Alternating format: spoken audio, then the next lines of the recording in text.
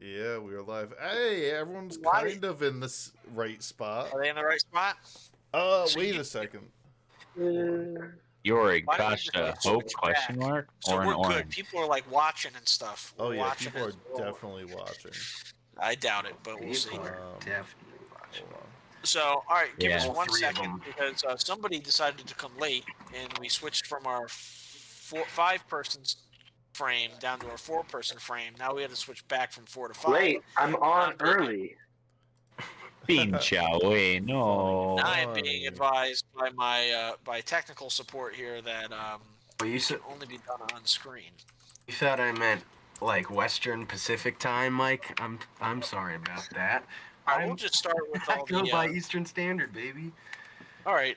Yeah, it's Nick, not you even know 8 o'clock yet. What are you guys mad It's about? 9 o'clock. You're bro. not in Vegas, bro. Uh, Colorado's only 2 hours behind. all right. I Let's told you settle he was doing that. I Let's knew it. settle down.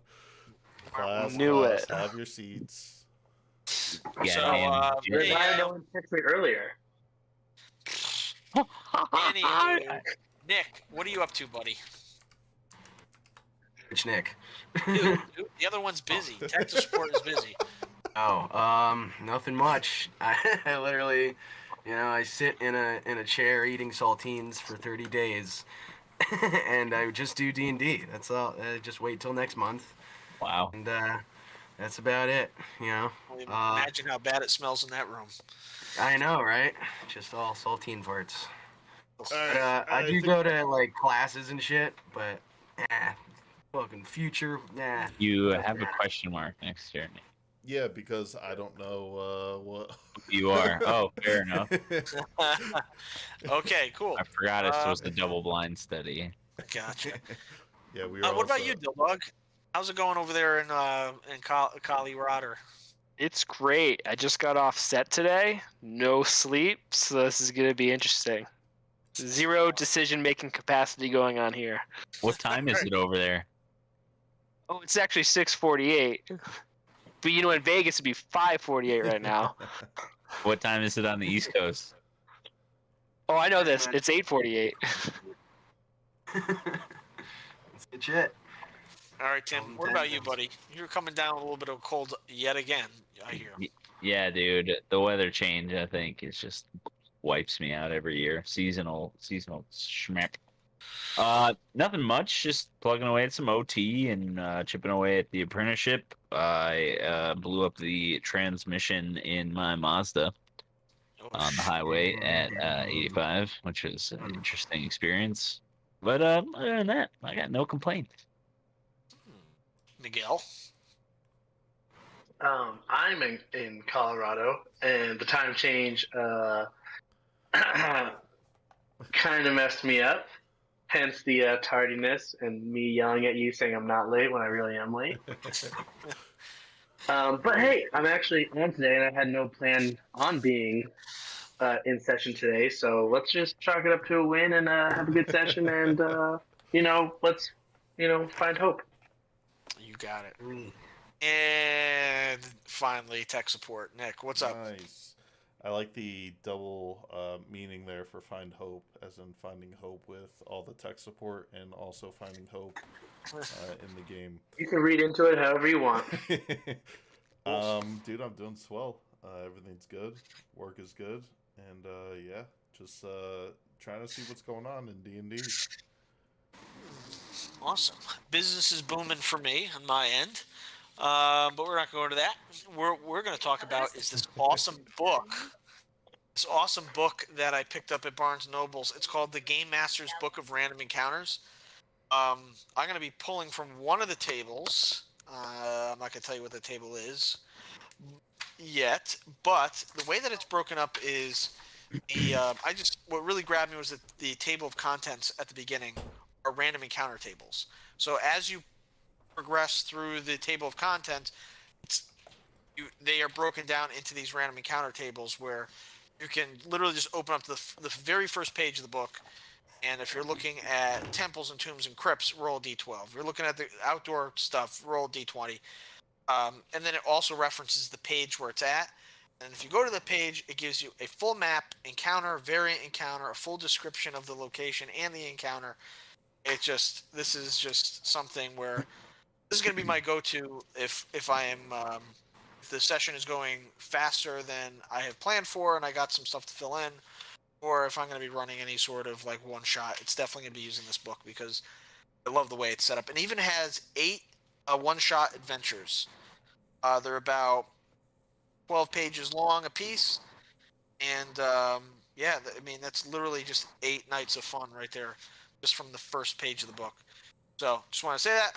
Oh, it was at a great price too. It was only $22. $22 Nice. for a hardcover. Oh yeah. So definitely check it out. Yeah, that's it. So can we get started? It's been kind of late. We're starting really, really late. Can we go ahead and start rocking and rolling? Or Yeah. In honor of Do Meatloaf. this thing.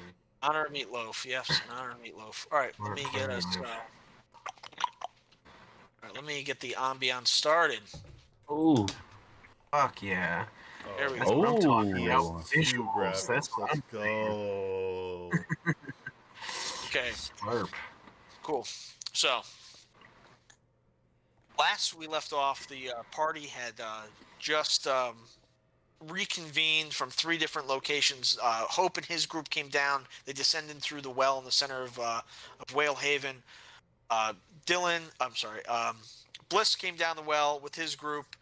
Orig and Zula took their group through the dungeon, and Orin and Kashta, they went back through the swamp and the forest, coming to that cave of that magical darkness that they weren't able to pass within the very first hours of the campaign. They were able to safely get through, despite the creepy ambiance of these bat-like creatures trudging through guano. An altercation with a vampire at the entrance of the well and swinging down, finding a secret tunnel, and then finally that horrific scene of ghouls tearing apart villagers above the trapdoor. Yorig and Zula were able to find Yorig was able to find a stone piece, a key in the fireplace that fit snugly into the trapdoor, unlocking it, and they descended down. As they reconvened together, they encountered the Wendigo creature in the center, who made his final stand, and using whatever little energy that it had left, it blasted out this strange necrotic force, which aged all of the bullywugs out of existence, aging the ornery shepherd and Chief Ababu to their an advanced age. But together, the group was able to come and defeat the Wendigo, and set up a camp. They took a short rest, decided that 5 of them, along with Fret, one of the Good Samaritan tieflings, were going to venture around towards this castle, which sits below the surface of the old town. And that's where you all are. Wow. About 50 yards, we'll say maybe 50 to 100 yards away from this winding, naturally occurring bridge that spans this enormous cavern. These 2 giant mahogany wooden doors with iron bars going across, with several undead guards, zombie guards, doing their patrols around the building. So that's where we leave off. Let's rock and roll. Also, just for a disclaimer, I will be piloting Zula for the time being. Yes. And yeah. I couldn't help but notice, Hope, that your icon picture has changed. You are no longer your tiefling self. Oh, I just did that preemptively. But yeah. Ooh, preemptive as in like you gonna get fucking murked tonight, something like that. Oh my Or who god. knows? I always have the picture. I could always change it back. No, I'm just it's interesting. He might be the one doing the murking. You don't know. Damn, dude. Yeah, he would hate to kill you twice. Dude, my brain's been blown. So, Orin, does he see these undead guards? We all see them? So you're looking out, and it's like you're almost like looking over this this rocky, like this very short rocky plateau. You're almost like hunched down, looking over it, looking over this canyon. And you can see these figures of these skeletons and zombies, just like walking in pairs around the building. Um, it's set up like you would expect a traditional castle with different peaks, spanning bridges and trusses, and at the very center, at the top of these steps, are these large doors. As far as you can tell, I think Bliss made the check last time at the surface of the walls, where the bricks are older and haphazardly placed. Some of them are jutting out. Vampires.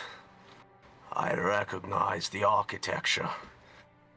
They've plagued beneath the earth for thousands of years. It's not just their blood they want, but your mortal soul. Be extra cautious in here. And just like, can I start to move forward towards the gate, or where are we going? So you guys are like Going- about a football's field length, a little bit shorter than a football's field length away from the structure itself. There is a naturally occurring bridge, cavernous bridge, that stretches over this deep, dark pit. So, let us. Who wants to go on the scary gothic bridge underground first? Zula, York what- touches his nose and just looks around. Zula Lead the wheels, way. the scythe just looking at you guys ready. I'll lead the way, guys.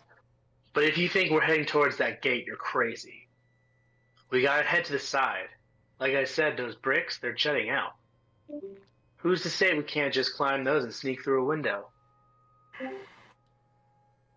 Fair enough. And I'm gonna Wait lead for my this party through the bridge and to the side of the castle. Okay. The left or the right? Ooh, goddamn you! Left. All right, left. Real quick, Costa, is Tim's camera working? Does anybody see him? I No. don't know. Yeah, it's on. I just blocked it for a second. Oh, okay, cool. Gotcha. Just want to Sorry. make sure. All right, so who's following Bliss across this bridge? I think Well, Zula- You know I don't that think it's going is. across.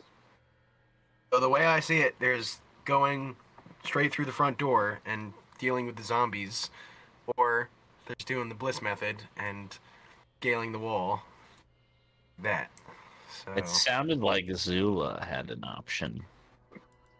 Oh no, Zula was just ready. I'm playing her Oh. very passively. Was just trying to help the RP. well. Can't I'll exactly follow. do this. Whoever. Yeah. Yeah, Zula will follow. Okay. I'm relying Let's on the do card it. sharp. So, you guys start to walk across this varying this bridge. It's varying in width. Across pieces of rock are falling off the edge. It's like crumbly. It's like almost like shale, loose shale. Trying to step very, very softly, quietly, as your boots make these just the loudest crunching noise. Like to you, it feels like it's the loudest sound as it just crunch, crunch, crunch, crunch, crunch, crunch, crunch, as you step across this bridge. As you loop down, loop around, Bliss leads you over to the left, and as it rounds, there's a slight, maybe like 4 or 5 foot drop that leads like underneath. Like, how can I describe it? It's like you have like the main path, and like jutting out, just like there's like a cliff that's just below it. Does that make sense? Mm-hmm. There's like a path, there's like a lower path, rocky path, and then the cliff. You can follow Bliss around the edge up to a one of the walls You look up, and you can see at the very top of the tower, there's like flickering torchlight coming from one of the windows. Up there, guys. I think that's our cue. We should scope it out. Okay. Yorick puts on the ring of the ghost, and will follow suit. Ooh. I also put on the ring of shielding, and will also follow suit. Okay. So, how are you guys scaling this? Are you trying to climb this wall like barehanded? Is somebody going up and going to throw down a rope? Like, how do you intend on scaling?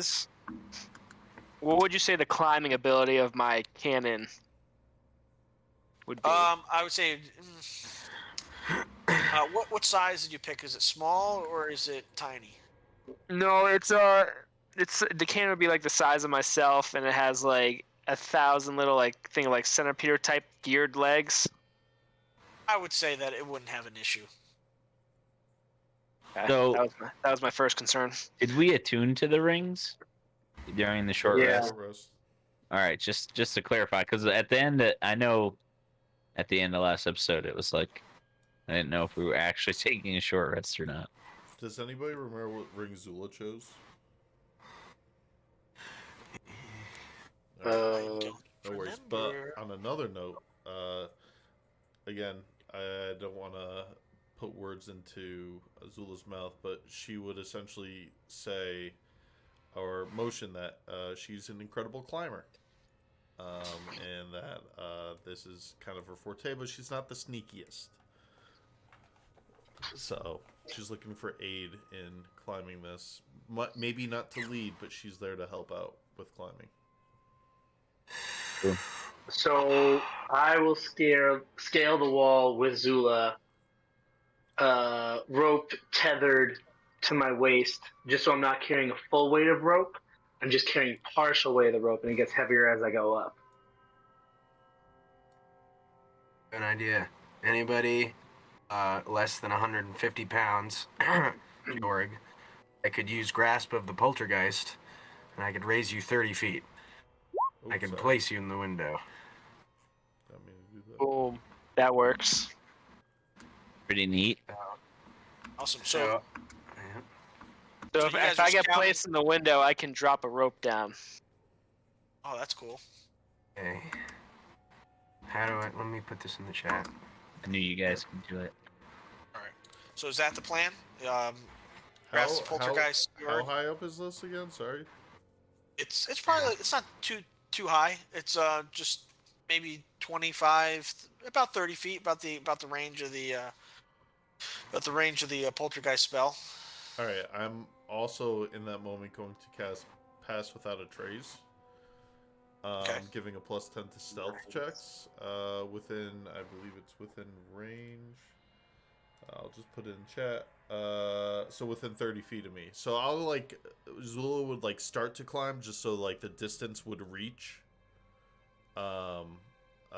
Possibly Jorig being thrown up there invisibly.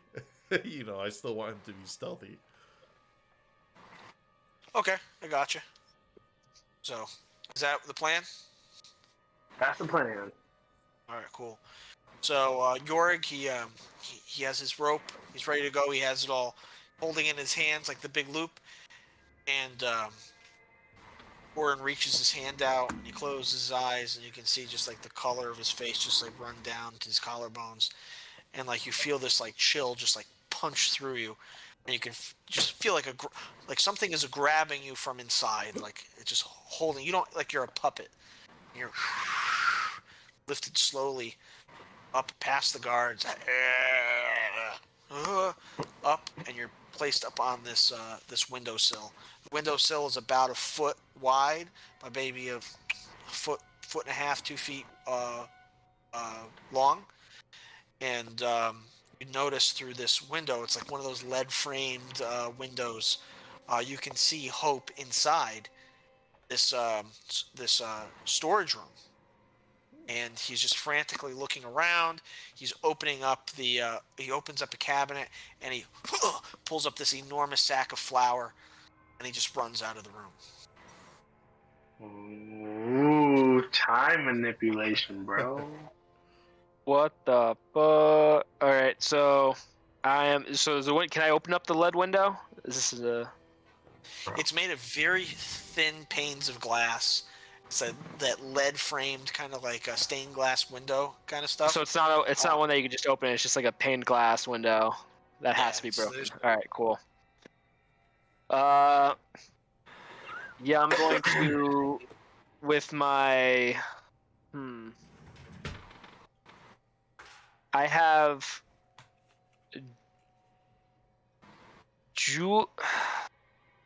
Fuck it, it's gonna take too long. I'm gonna break the window. All right. So how are you gonna break it? You do have a stealth stealth advantage. I know, but like I could take a while and use my glass cutting kit, and that's gonna take 10 minutes longer. And you just ran out of the room frantically, so I'm gonna break the window with a hammer. All right, cool. So, ding ding, and like the little parts are breaking, and you're kind of just like tracing out the window with your hammer. The pieces are falling in and out. Everybody underneath you are like, hey, hey, hey, as the shards of glass are falling down. You jump down off the ledge into the room. Jumping down off the ledge into room, looking around, see if anyone heard, and looking to something to secure the rope to. All right, there is a large desk that is butted up against the end of the, like right when you walk, right up against the window, there's a large desk, like almost like a dresser. And you walk past that, you jump down. So that's rather large that you could probably tie it to. Yeah, Zula's also Nice. going to be climbing up as he sees. Or wait, you use the ring to be invisible or no? Hold on. Yes, I did. So the rope's invisible too. So hold on. I was just gonna say Zula's going to continue inching up, just to make sure that stealth check is like within your range. Within my range, gotcha. I'm going to tie a bowline knot along one of the closest legs of the table to the wall, making sure it's butt up against the wall. Throw the rope out and just start swinging it. So hopefully, like it hits someone and someone can see or not see, but feel the rope. As you're tying it, you hear a stomp and and a foot being dragged. A foot being dragged. Sound is getting louder and louder. Do I and it's coming do I from the see door. anything that's in the room? You don't see anything in the room. It sounds like it's coming from the hallway just outside of the room. The door's ajar. Quick. Sweet. It's still tying off, just throwing it out the door window and just getting to the side. And just trying to stay out of their way of the room. So like if someone does Gotcha. come in, I won't be in the way of being pushed around. Gotcha. So you hear the sound. It gets louder and louder. You finish the knot. You run around behind the jar door, and you're just like staying as still as you can. You see a pike just coming through. And push the door open a little bit longer. Walk back down the hallway.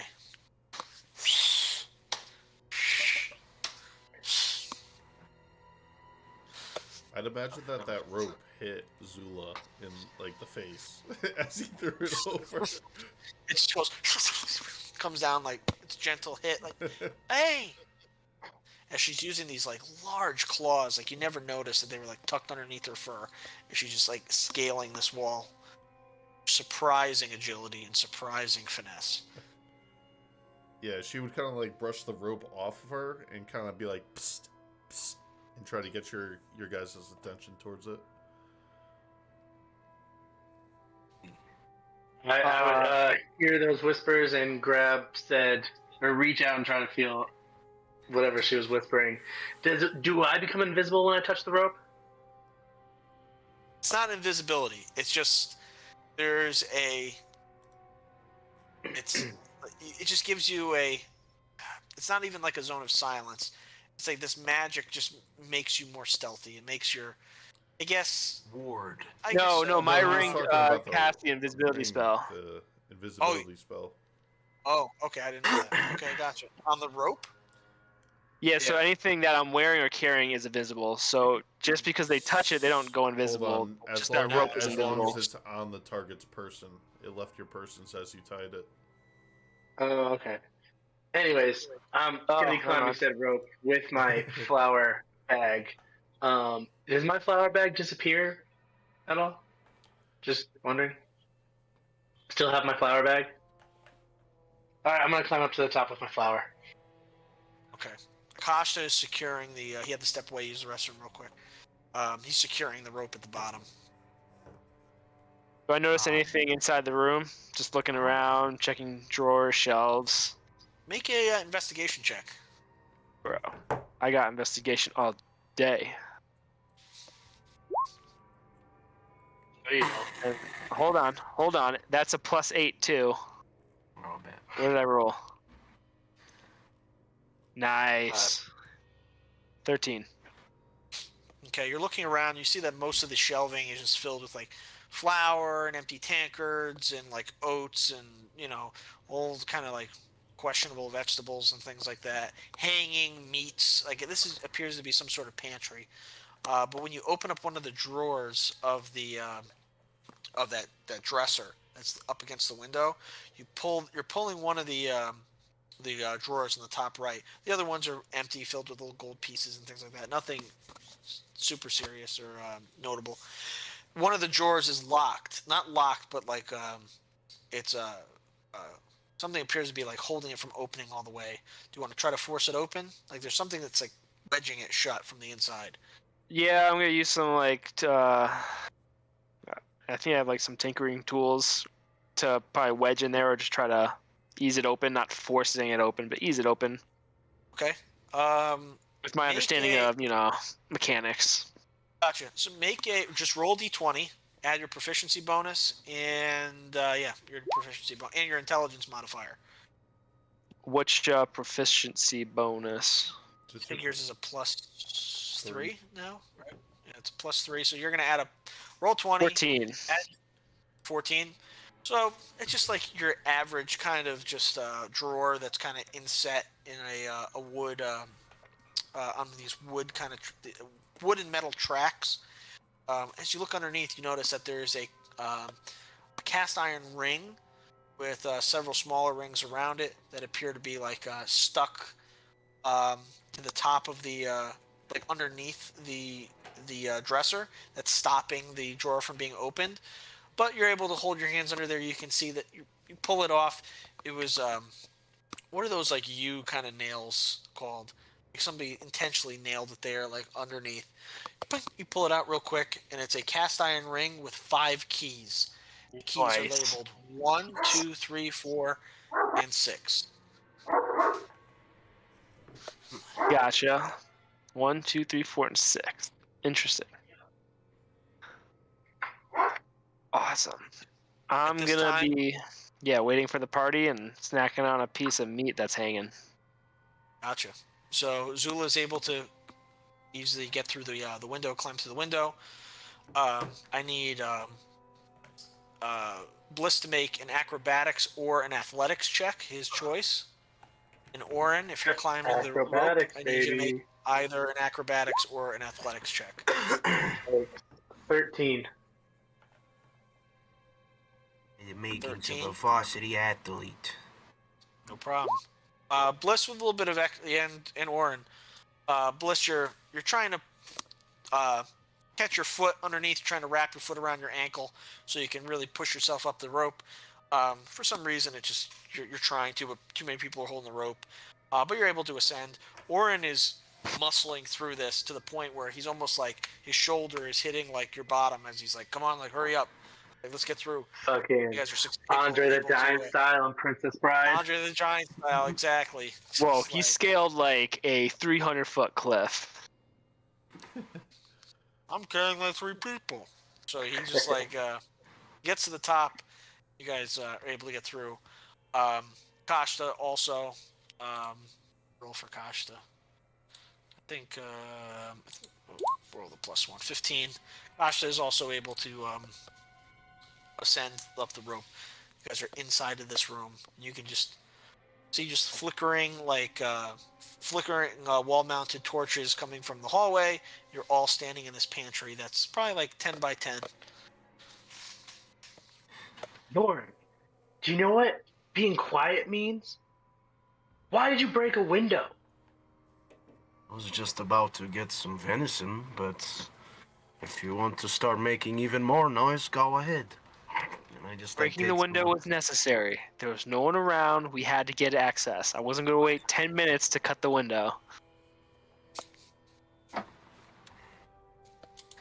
Enough. We need to find No, out no, what no. this place is and where Hope was.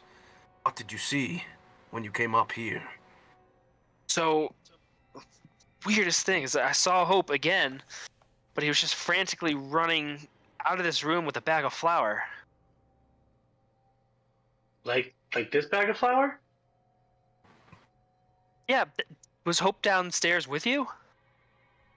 That's what he was No, carrying.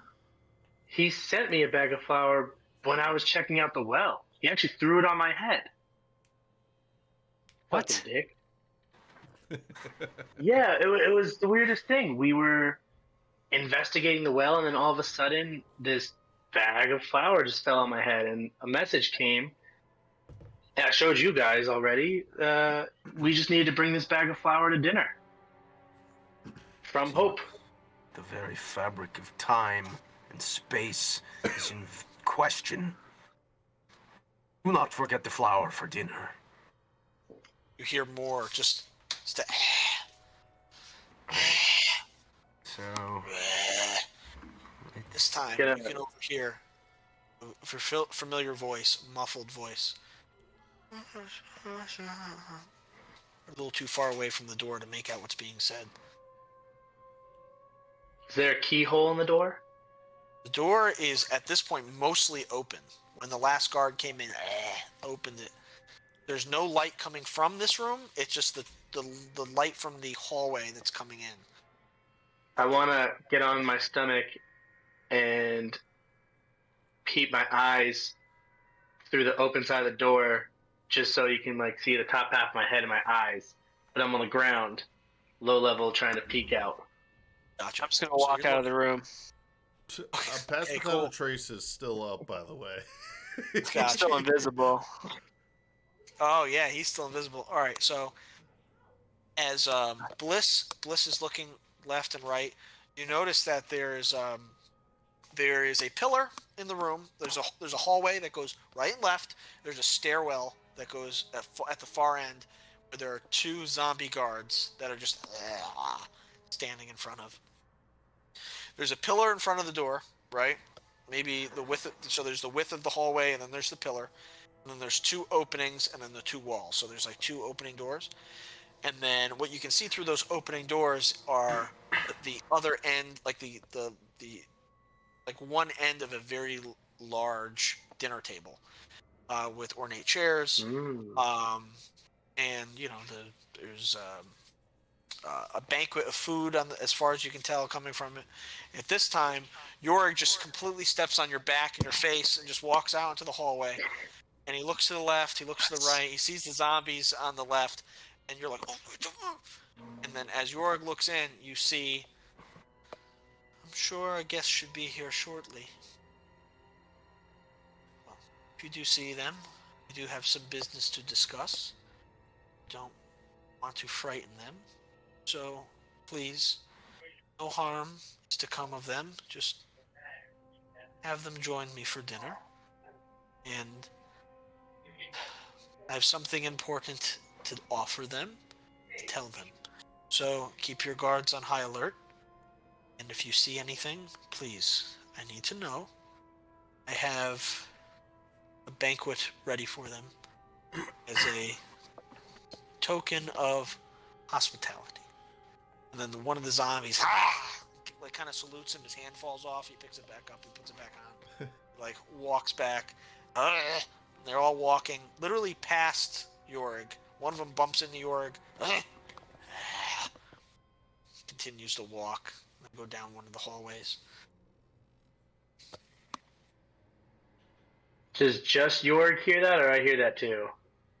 You hear the conversation. Jorg sees your vampiric friend from the tavern sitting at the head of the table, enjoying a goblet of something or whatever. So I'm just like looking back at the group and like, dinner's ready? What do we do? know, but they've been expecting us, and they know we're here. Might as well take a seat. Never thought I would be having dinner with vampires. I'm gonna just for funsies, get a handkerchief full of flour, tie it to a bow, and then aim it above the head of the table where the guy's at. Okay. So not to So hit him, but above him, and like. So you can't Yeah. see that area. So you don't see that. I'm trying to describe it to you. So you have picture like you're coming out of the door, right? There's a hallway that spans to the right and the left. Ahead of you is a pillar, right? And then there's two openings, and then the walls that continue down the hallway. Got it. Beyond those openings is this large grand hall with the table. You're only able to see the end of the table. He's at the far end up against what you would assume to be a wall. Org sees it. If I can, maybe I can draw it and send a picture. So I'm gonna do the same thing, just at the end of the table, not at the guy, but the end of the table Gotcha. when I can see. So you're readying a bow with a handkerchief full of flour. Gotcha.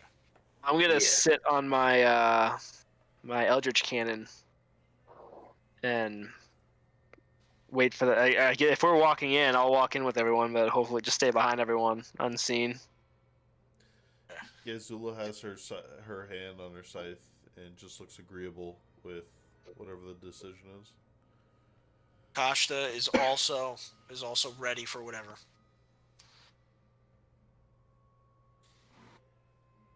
And fire.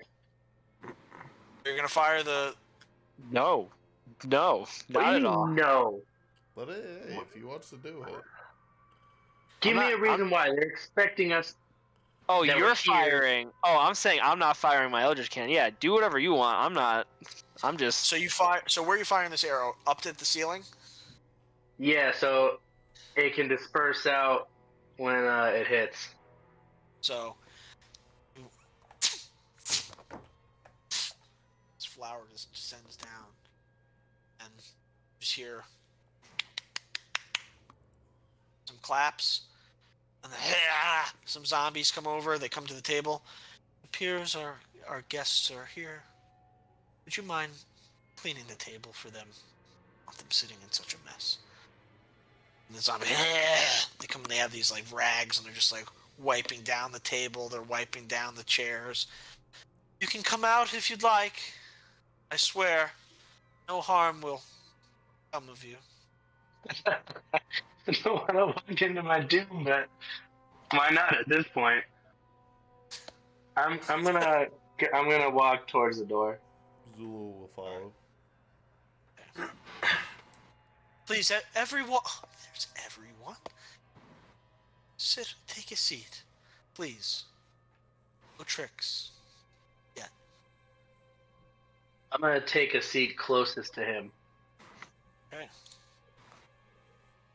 Warren, where are you sitting? There's a large table. It appears to be a human body that's dismembered on the table, and there's there are two large like bowls of like fruit and vegetables, almost like a salad. I will remain standing. Where are you standing? I'm standing like at the very end of the table. Looking at him at the far end. Yeah. All right, Zula, where is she going to be standing? So you have to think like there's six. There are the 6 chairs, 3 on either side, and then 2 on the far end. The far end is where the vampire is. Orin is at the other end. I'd sit, or she'd sit, probably either next to, probably next to Bliss, or across from Bliss, but like in that second seat over, because she's Gotcha. going to attempt to slyly perform purify food and drink as a ritual if she's able to. If there's gonna be 10 minutes of talking, and she's subtle enough. We'll see. Make a stealth check, but Is there still advantage on that? Make a stealth check, but use her wisdom modifier. Ooh. Yeah, and my pass without a trace should still be up because it's not a concentration spell. And then Kashta will sit at the end of the table. Fret will sit at the end of the table. Jorg is still standing, I'm assuming, right? I'm going to cast another charge out of that ring before I walk over, because I'm going to walk over on my sitting on the cannon. Okay, so you're invisible, and where do you want to stand in relation to everybody? I want to be like 2 seats away from the vampire. Okay. Just curious because I'd rather just check with this ruling. It would pass without a trace still be up. I don't want to just assume. Yeah. Yeah, we'll say so. Okay, so that's plus 14. Thank God. Oh my god. 16 with her wisdom mod. Okay, hold on 1 second. I'll see what his if he has any skills.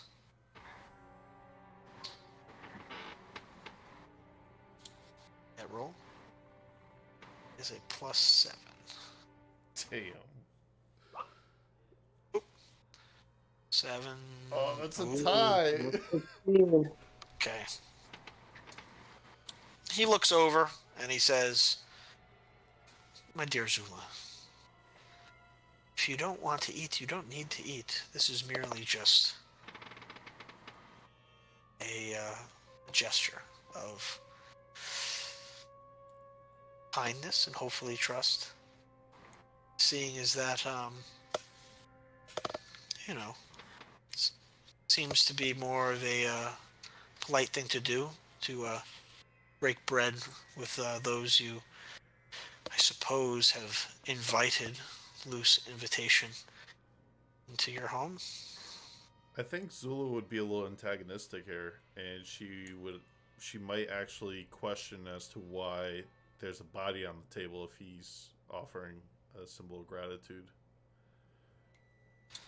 Well, he says, "Well, we all have different tastes, and there are hundreds and hundreds of undead guards and servants in these quarters, including myself. It seems that you 5 are the odd ones out." I want to take another handful of flour and blow it into his face. So he reaches. Okay. So Love it. takes a handful of flour right into his face. To think. He's going to offer you free passage as long as you don't return to the town. It's quite funny. He picks up a little bell, and he rings this bell. And hold on.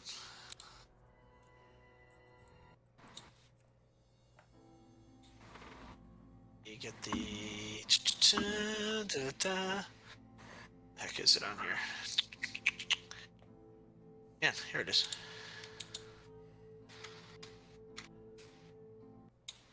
All right.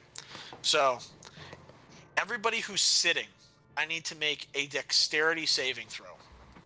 Oh. Who's sitting in these chairs? Oh, babe. Okay.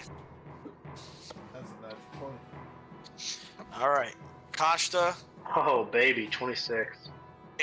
Okay, cool. Yeah, can you roll for Kashta for me? Oh, yeah. And then I'll roll for Fret. Okay.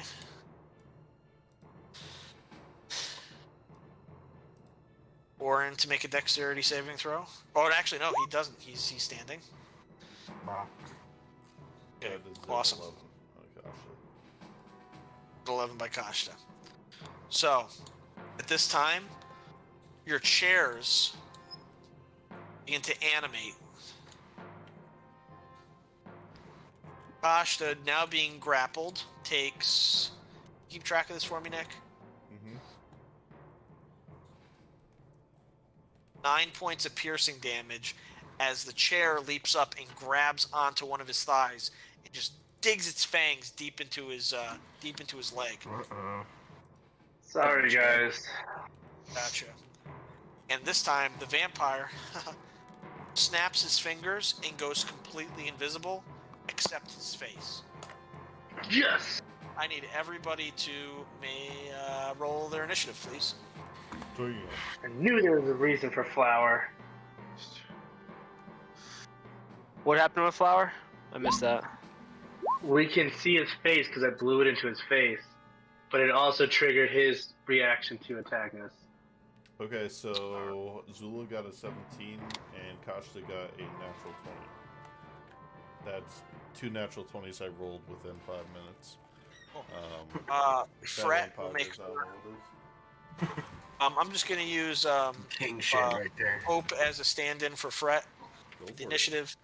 Jorg, what's yours? 8. 8. Warren, what's yours? 8. 8. Bliss, what's yours? 25.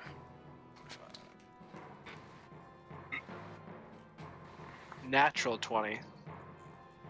Damn. Oh, yeah. 3 natural 20s. Holy smokes. Alright. Did this populate on here? Yeah. How come it's not? I don't see it on my screen. Oh, it's on mine at least. All right, cool. That's all that matters. All right, let's go.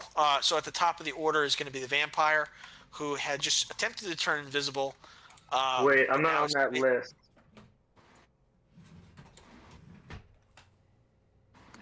You're not on the list. I'm not on the turn order, and I should be. Yeah, the turn before the order vampire. is split. But I mean, so long as you have it, Dave. I don't have it, so.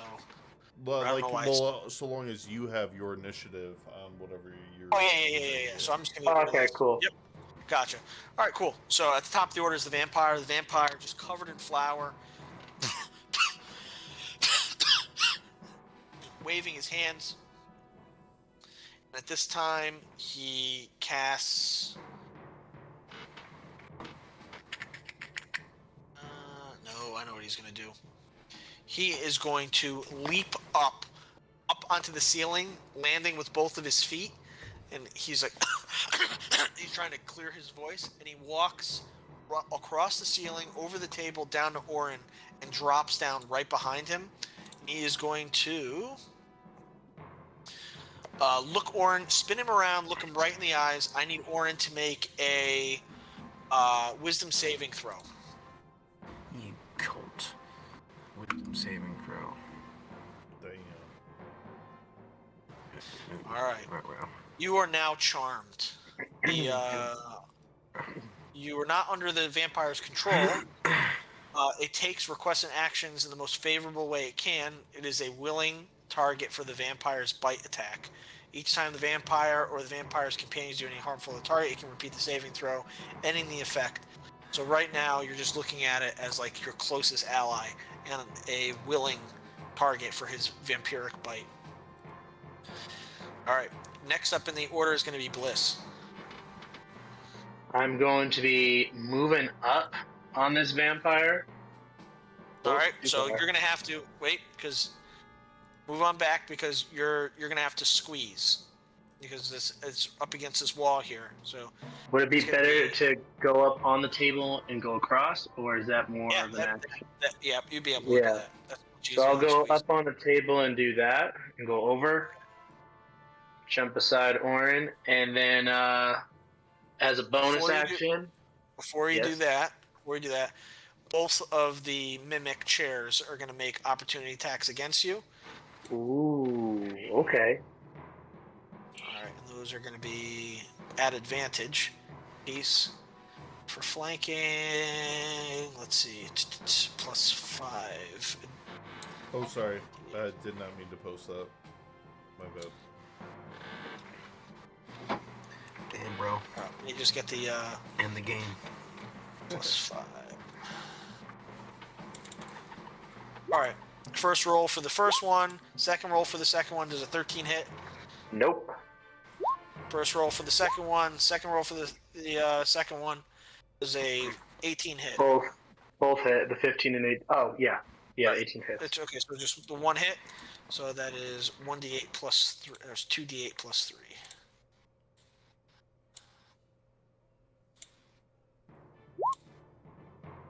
You take 13 points of damage, and you start to notice that Excuse me, jagged sir. point I will left by take half of that because of my evasion. Is that only for deck saves, I think? Oh yeah, I think you're right. Yeah. So you're gonna take 13 points of piercing and acid damage as the Oh. gnarled bite begins to sizzle and smoke. You're able to make it next to the vampire.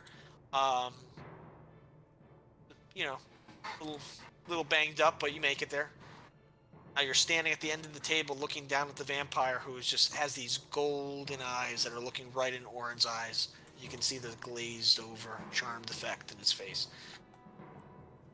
And yeah, summoning my deck of cards, pulling one from my hand. You're just seeing this aura surrounding these deck of cards, just appearing in front of me, and just like a card machine would ruffle them in to my hand. 7 of cards just appear in my hand. Looking at them real quick, pulling one out, and just flicking it right at these dudes' golden eyes. All right, cool. Does a 16 hit? A 16 just hits. Yeah, it does. And our damage. Oh, wait. Oops. Hold on. Sorry. 1 second. It is going to be 18. 18 18 points of damage. damage. All right, so it Straight to the takes face. 18 minus 9. Okay. It takes 9 points of damage. This puff of black and purple smoke just explodes off the side of his face. You can see he has these small little singes across his cheek that quickly just close. And he looks back at you, smiles, and licks his teeth. You want to do anything else?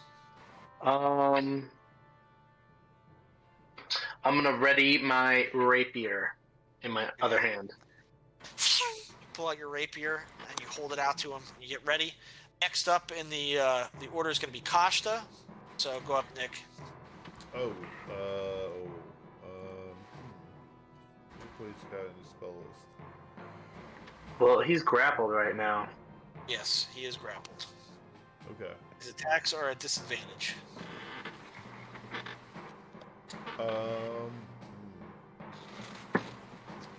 I'm unsure of how many spell slots he had. Oh, okay. Oh, he's like a warlock, right? Exactly. So he's grappled, you say. And then what's his cauldron? Astral contacts. I don't want that. Don't want the long-term contract.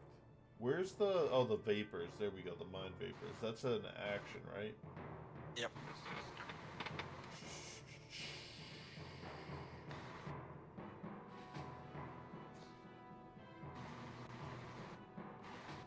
Hear me out. I think this is in spirit of kind of like Tim. I don't know how many mind vapor dice he has. Okay. But I feel like Tim would do something like this. The dice equals blah blah. Okay. I feel like for an action, because I could cast that without because that's not an attack, right? No, it's not an attack. So hear me out. He would take some dust out of his components pouch, some ingredients, throw it into his skull, have it kind of like begin to light and spark up, kind of like how stuff that does in like Disney movies, you know.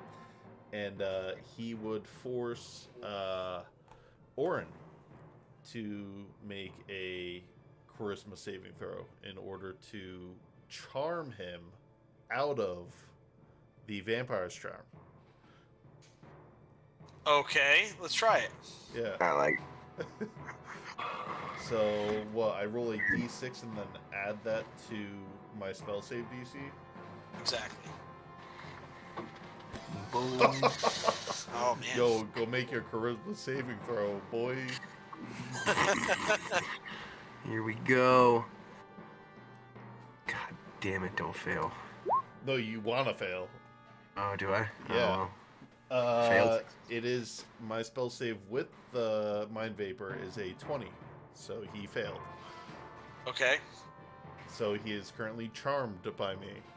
And Kasha would in Kasha's voice, just be like, kind of like blow the vapors kind of towards his, so it breathes in almost like Narcan. Just Oh, okay, cool. Wakes him back up. Oh. if that's how you would rule that. What are you asking of him? Are you asking anything of him? I'm attempting to charm him, and I'd imagine somebody can't be charmed by two targets that are enemies of each other. I could see if they were both if me and Vamp were cool, but now we have conflicting interests. No, I gotcha. So, but at this time, Orin, he's pulling at his head. He hears these two voices going on in his head, and he's smacking his temple back and forth. And he looks up at the vampire, and that golden glaze off of his eyes fades, and now this purplish kind of glaze goes over his eyes. And he looks over and he smiles at Kashta. Hell yeah. And he just say in Kasha's voice, saying glad to have you back. I don't. And he looks back and he says, "It's glad to have you back." I don't. That's an action. I don't think Tim would waste a spell slot on a Misty Step. So I think that ends my turn. Cool. All right. Next up in the order is going to be Zula. Yeah. So Zula, I was thinking about Zula before. Zula is going to. Oh boys. I'm gonna ask for some support from the crew. It's in between summoning the Scarecrow to help manage the mimics to keep them occupied, or to blast Sir Vampire with Moonbeam so he can't shape change. Moonbeam. Aye, Moonbeam it is. Votes are in. The one vote that came through. All right. Moonbeam. So she is casting Moonbeam on him in a 5-foot radius. It is a Constitution saving throw. Okay. See what his con is. His con is +4. All right. Let's see. The DC is a 16. Oh, natural 1. Yeah. Go. So that's 2d10 radiant damage, and if it fails, a shape changer makes its saving throw with disadvantage. If it fails, it also instantly reverts to its original form and can't assume a different form until it leaves the spell's light. Okay. So I'll roll 2d10. That is 14 big boys. 14 damage. 14. All right. All right. I don't.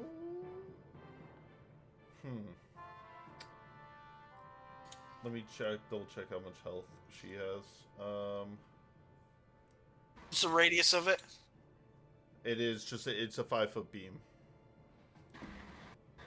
I think it's diameter. Let me just double check. 5-foot diameter.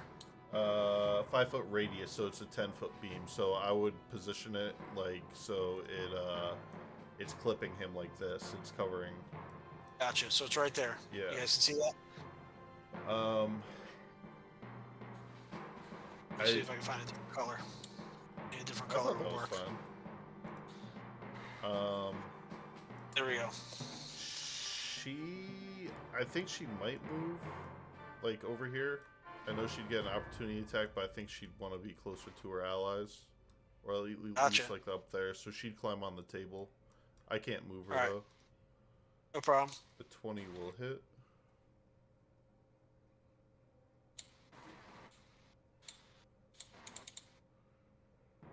6 points of piercing and acid damage. You can see her fur on her arms where the bite is, where the Yeah. jagged teeth start to sizzle and burn. That smell of just like burned hair just filling the room. All right, and that would end her turn. All right, next up is Fret. Fret is going to use the disengage action. So she's going to disengage, and she is going to run back here towards the head of the table, and that is going to be her turn. Next up in the order is going to be the mimics. Here we go. All right, so these mimics, one of them trips, they run over Yorig.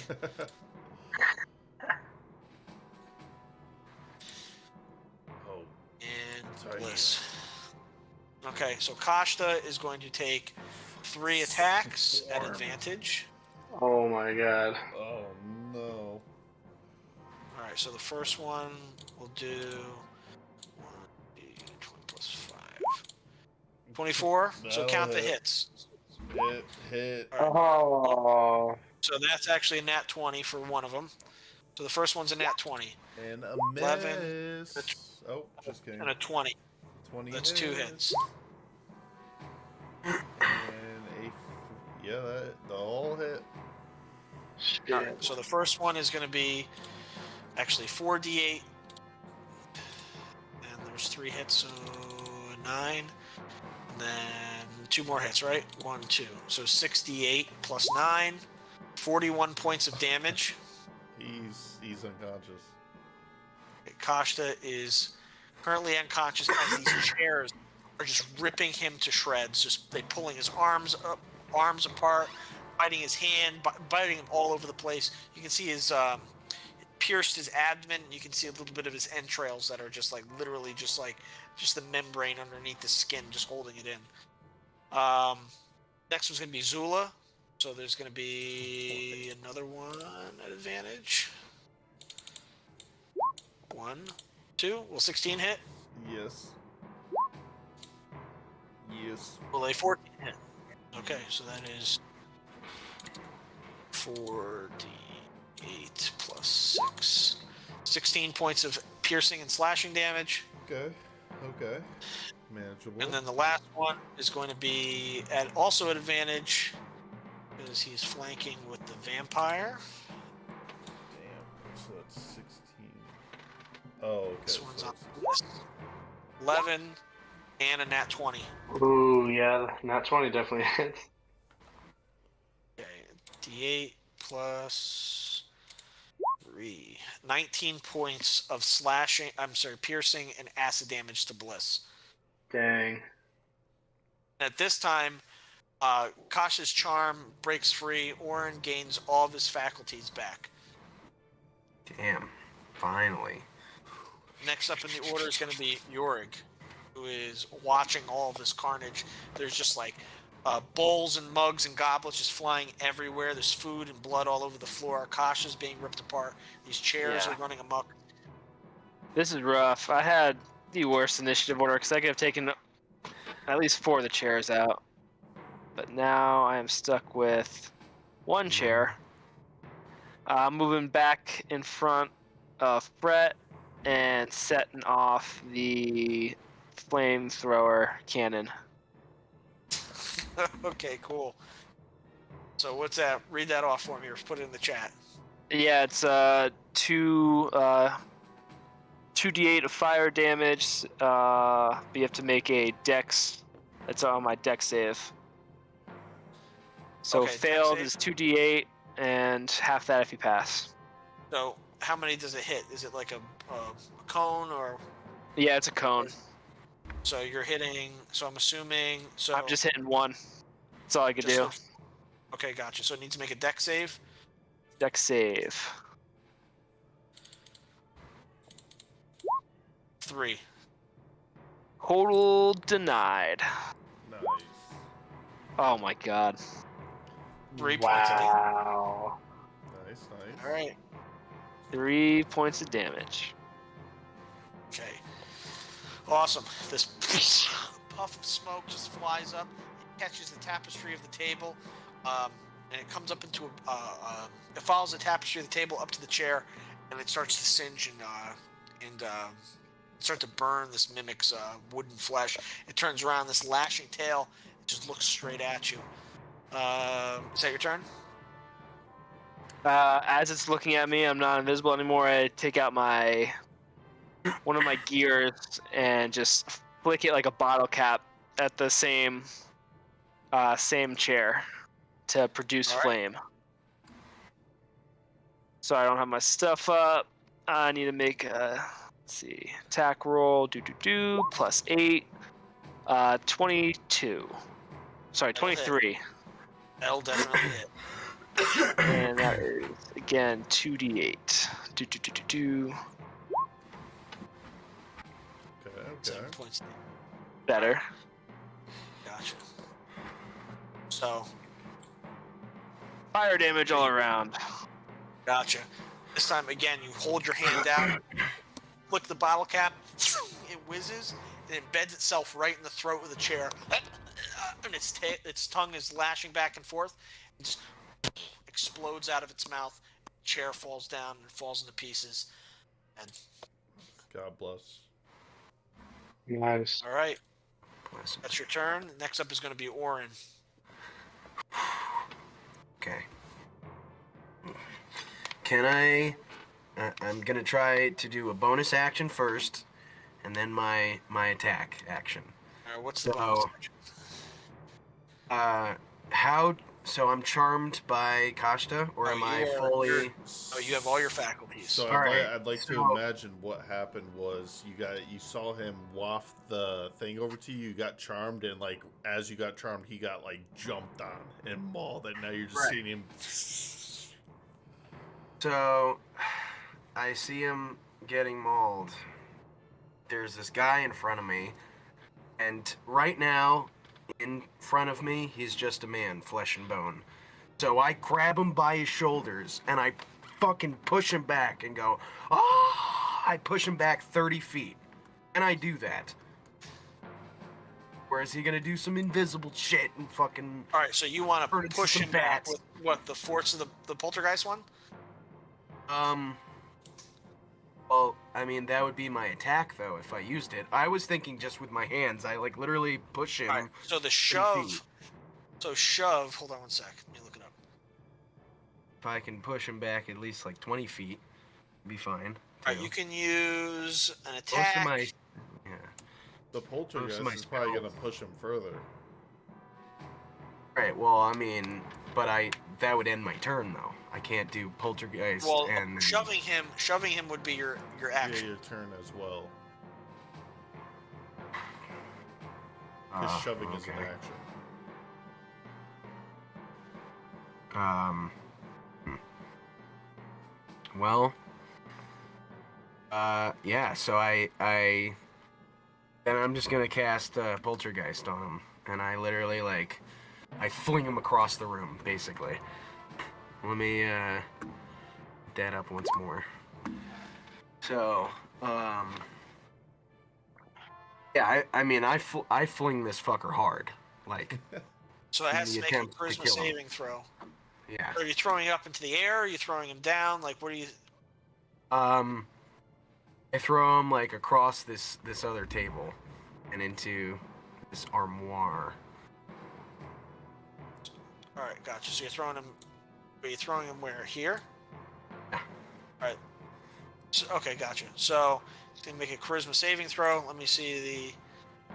Keep in mind, if he collides with a surface and falls back down, he gets damage. But let's see, +4 for charisma. Yeah, I know. I mean, he can't just get damage getting flung into a table. Oh, he can definitely do that. Yeah. If you throw him up, it'll give him damage twice. All right. So he failed the saving throw and is flung back. He's flung back. Move this out of the way. 30 feet up against the table, and his back just strikes the edge of the table, and you can hear this like crunch of just like bones breaking. As he almost like folds backwards over the end of the table, and he takes, I think, targeting. Let's see, Target comes in contact with a hard surface. It takes 1d6 damage per 10 feet. So you move them 30 feet. So it's 3d6 damage. 10. Target. Gotcha. So as he strikes the table, he takes 10 points of bludgeoning damage. Good. Fuck him. Nick, I was also Wanna going do to anything say, else? if you have sorcery points, you could quicken a spell that has the casting time of 1 action. Unless you Okay. don't want to cast a spell. I do want to cast a spell, big time. Do you have, I think it's, 2 sorcery points? I think so. Let me check my sorcery points. I have currently 3 sorcery points. No, you said, do you have quicken spell? I think I have wind and careful spell. Oh, okay. Yeah, no, my bad.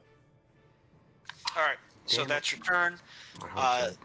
Next up at the top of the order is going to be the vampire, who he's still bent over the table, and you can see this thick black blood running from the corner of his mouth. And he opens his eyes, he looks back, and you can hear him crunch back, and his bones begin to mend, and all of the broken parts of his lower back and his face, they look up and begin to mend.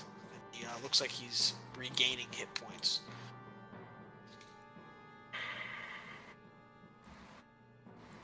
He coughs, and he kind of chuckles to himself.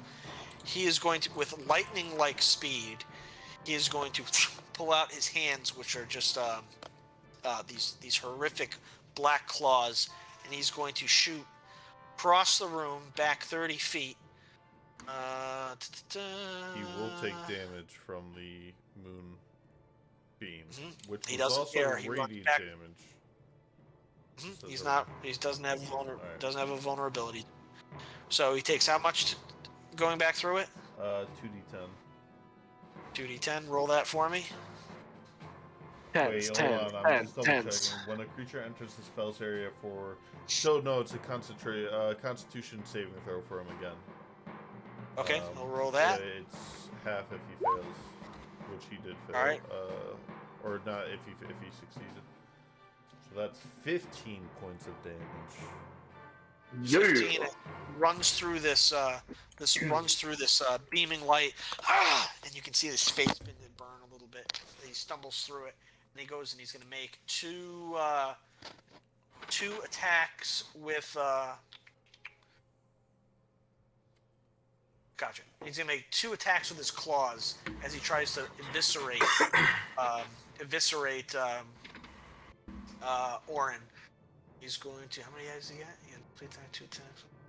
Okay, so he'll make one bite attack and 1 claw attack. So that's going to be a 9 to hit. This is for his claw. Will a 14 hit? Yep. Yeah. Well. Okay, gotcha. 1d8 plus 4. You also have that ring of shielding. What does that do? I I'm not think dying tonight by a fucking vampire. I'm telling you that goddamn much right All now. right. I mean, you take 11. You take 11 points of slashing damage as he runs his black vampire claws across your lower abdomen. Dude, how do you access the ring of shielding? if you click it's- on the What are journal, your notes? Yeah, I know. I'm clicking on it. It's not doing anything. It's only showing the picture. scroll down. It should be a picture in the text. It's not. It's literally, You literally not just doing click on it anything. and scroll. Yeah. Well, I'm clicking on it and it's not working. Alright, I'll post it All in chat. Gotcha. You just get Ring of plus 5 shielding. bonus to your AC. Yeah. All right, now it's going to make a bite attack against you, Nick. And that is going to be a d20 plus 9. So I posted it in the chat. Yeah. An invisible barrier. Could it use that shit? 19. 2 turns ago. Yeah, it hits. All right, Until the 19. start of your next turn, you have a 5% bonus to AC. So that's if something was in close range of hitting you, and like that would have made a difference. Then you throw that up and your reach. So I could have put that up before he attacked me, and I would have been all right. Yeah. If but it went unless- through. Yeah. All right. You take 21 points of damage, of necrotic damage and piercing damage, as he pierces your collarbone and your throat area with his fangs. And he rips up, pulling a little bit of flesh with it, and he licks his teeth with the blood and wipes it across his sleeve. Yeah, I'm fucking unconscious, bro. All right, orange down. Are you fucking kidding me? All right, Yo, fuck this Wes, shit. you're up. Yeah, seeing the vampire totally just shredding Orin, using his entire focus, and me with my rapier at the ready, just coming in swift, coming in stealthy, just going all out and just slicing this rapier across this guy's torso as he's engaged with Orin. All right, make your attack. Let's do this. 20. That's a hit. And we're going to do 12 piercing damage, but since he's engaged with Orin, we're also going to add on that sneak attack. Why won't this go? There we go. So 22 points of damage. Piercing damage. Okay. Damn. And then, oh, this is a tough one. How do I want to play this one out? Can I use the ring, my ring, as a bonus action, or does it have to be a full action? It Okay, ready? says it on there. Which ring do you have? The ring of deflection. That's a reaction. Or That's a counter spell's a reaction. Sweet. All right, so then we're not going to do anything with that, and we're going to pull up those 6 remaining cards, and guess what? One hand was going forward with the rapier. The card is flicking to my side against the mimic chair. Right. 26. It's a definite hit.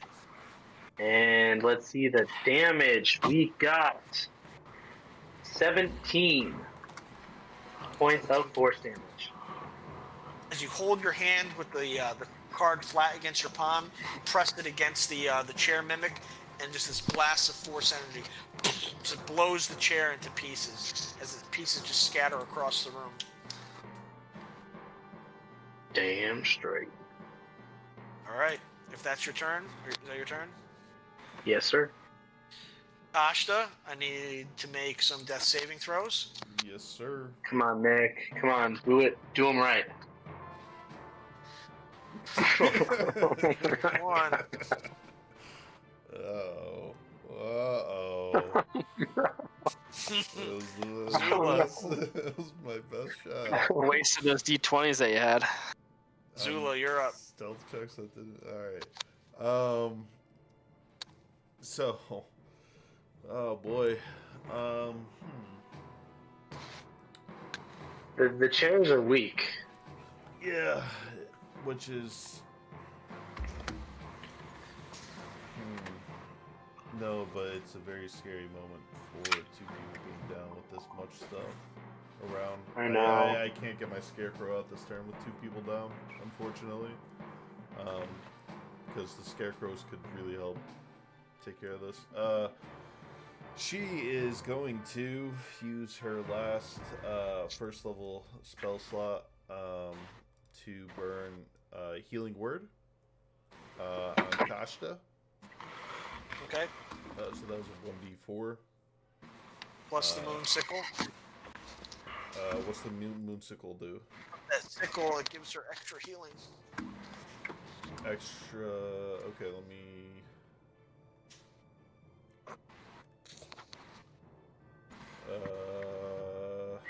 Do you know how much extra healing? Let me look up on I'm the sheet. trying to look at it. Let's see. My shit's just really laggy right now. Let me look it up. What is it, 1d4? Yeah, it looks like 1d4. Alright. Sorry. So 10 points of healing on Kashta. Nick, you're getting the short end of the stick for right now. And she's going to run up. Don't I know it? Prompting an opportunity attack. Would I get an opportunity attack if I'm diagonal from this one? No. Where are you trying to go? I'm just trying to go right where this, like right there. Yeah. No. You're not leaving. Okay. As she casts the healing word, she's gonna look around and be like, we, in her voice saying, "We need help over here," and reach into her pocket, taking Goodberry and just shoving it with her sloth-like arm down Orin's esophagus, just healing him for 1 hit point. Okay, so Orin just springs back with 1 hit point, still prone on the ground, looking up with just like this berry juice just like smeared across his face. 1 health. Yeah, Zula's gonna look around and again just be like, "We need help back here." Next up in the order is going to be Fret. Fret. Let me pull up her sheet real quick. Cast Meteor Swarm. Yeah, exactly. Blow up the whole. Blow up everything. Well, and I have it right here. Dula should totally cast Moonbeam. Moonbeam's up. Moonbeam is Yeah. Is it? still. Yep. And he's not like. He took damage when he ran into you. He'll take damage at the start of his turn next turn. It's an on their condition kind of spell. Like, I don't control when they take damage, they do. I see. All right. So, all right, Fret. She is going to look at. She's going to look across the room.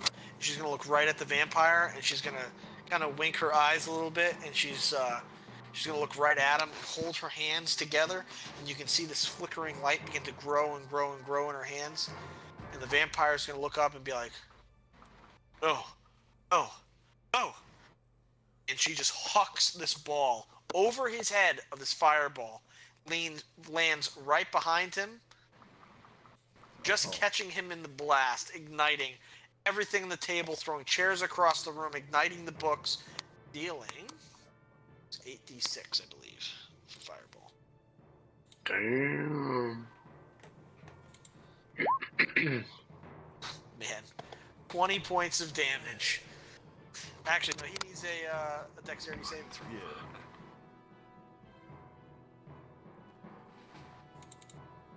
That's a lot of ones, though. 10, fail. 20 points of damage. As just for narrative flair, the ball careens across, striking him in the chest. Is exploding, singeing all of his clothes, revealing this just like this charred chest. His clothes are falling to the ground. He's, how could you? And 20 points of damage. Excuse me? What? Are they acquaintances? Next up in the order is going to be the mimics. Mimics are going to keep on keeping on with Kashta. The first, all right. No. So Please. first one at advantage. Hold on, he is going to see if he has anything in his repertoire for this. All right, 16. Does a 16 hit? Yeah, it does. Does a 24 hit? 24 sure does hit. Wait, Does a 17 hit? hold on. You said a 16? Let's just A double 17. check something. A 17, Yeah, a yeah, 24. no, I know. Because he also has shield. So, this is a moment where I'm really he only has 2 spell slots and he's trying to think about what All right. he's I'm gonna refresh real quick because I can't see Mike. Can anybody see Mike? I can Yeah. see Mike. I just had to refresh myself because I couldn't hear you guys. Okay. There we go. Shit. Here, I'll I refresh forget how my- much damage they do. Uh, Well, it's 40. Oh, sorry. Those, nope. he's 17 points of damage. yeah. I Actually, only no. healed him for what, 10? Yeah. Back down. Would I be able to get a reaction on any of these hits? From Kashta? Like for using his Ring of the Nine Hells. Yeah, absolutely. Okay, so yeah, the first hit he takes, just like as he's going back down, he just like sparks the ring and just casts it out as he falls back to being unconscious. All right. A dex save. All right, deck save.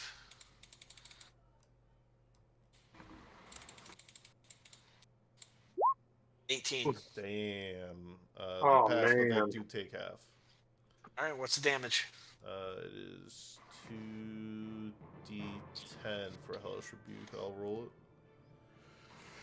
3 points of fire damage as Kashta goes down once more into the fray. 6 points of damage. All right, so the next mimic is going to attack Zula at advantage. Love that. 7 at 24. 24 will hit. 10 points of piercing and acid damage as it bites into her again. All right. Those Wait, ones are I'm sorry. Is she taking 2d8 for the whole thing? I'm sorry. So is it? Yes. It's 2d8 plus that's so just 10 damage. That's it. Okay, just want to make because you said something and acid damage, so I was like, whoa, is it? It's 20? one. It's 1d8. It's 1d8 Got it. of piercing, 1d8 of acid. Gotcha. All right. Next up in the initiative order is going to be Yorig. Sweet. I am moving one space forward and doing the same bag of tricks. Throwing in the back of my cannon, there's just like a spin gear, spinning that as fast as I can. It's a fuse to react the cannon. So those 2 mimic chairs, that one and that one, have to make a spell save DC. Okay, what, Dex or what? Deck save. Take Here's the first 2d8 one. of damage on a failed. That is a Ten. fail, and that is Oh my god. so that passed. It's gonna take half damage. Damage is 8, so one takes 8, one takes 4. All right. What damage is this? Fire? Fire damage. All right. The one by Kashta is just going to being blasted by Kashta as he went down. Is just Yorik's attack was able to finish it off. The other one behind Zula is now just turning its attention on Yorik as all this fire has just been careening across the top of the table. And similar reaction, just scouring my pockets of a coat for clock, gear, anything that I can, and shoot it off towards the same chair that only took half damage for produce flame. Alright. Is that the number rolled? That's the On top? Yeah, that's the So attack. damage. Oh, the Dang, attack. that's low. Yep. So that is. Yeah, man. That's you rolled a 2. So yeah, it takes half damage. No, it doesn't hit at all. Okay. Doesn't hit. Just the fire goes off the top of the chair, completely missing, igniting one of the portraits hanging on the wall. All right. Next up in the order is going to be Orin. Orin is just standing there with one single hit point, looking Go, at this Orin. shard vampire.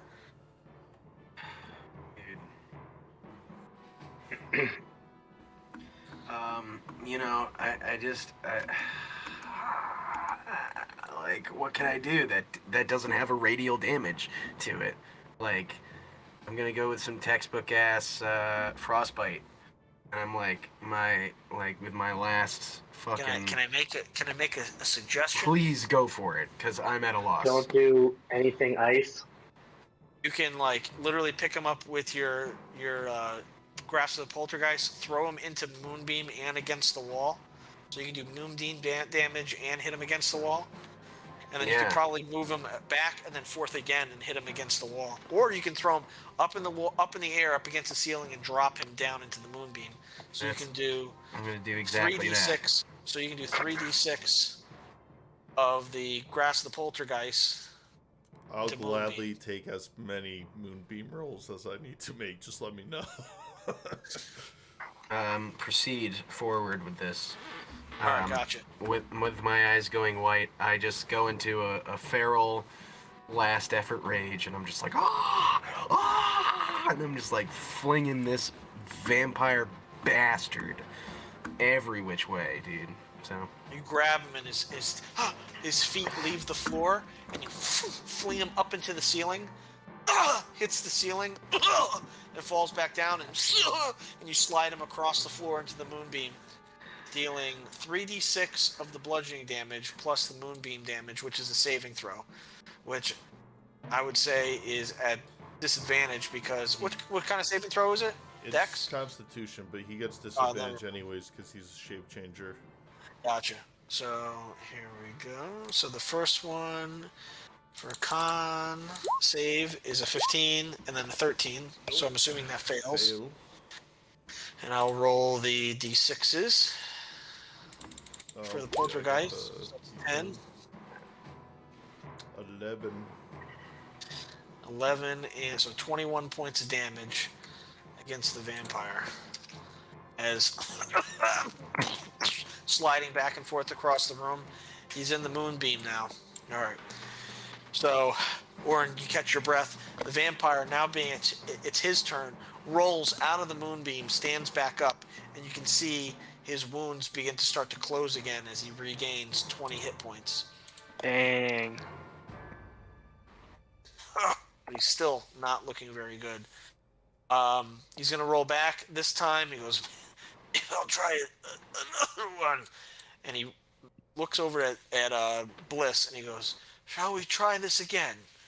I need Bliss to make a charisma saving throw. Is this a magic thing, a spell thing? No, this is an ability. Make a Charisma saving? Sorry, wisdom saving throw. I'm sorry, wisdom save. You sure it wasn't charisma? I'm positive. Ooh, 19. What's up? You look back and you can feel like this intense just feeling of just friendship and trust begin to build between you and the vampire. But you're able to shake it free and look back up, spit at his shoes, and you go, you can see he's completely drained. Next up is going to be Bliss. Damn right I'm gonna spit at his shoes. And as I see those wounds start to close, I'm going to do my best to reopen them with my rapier. Okay. 24. Let's go with that damage.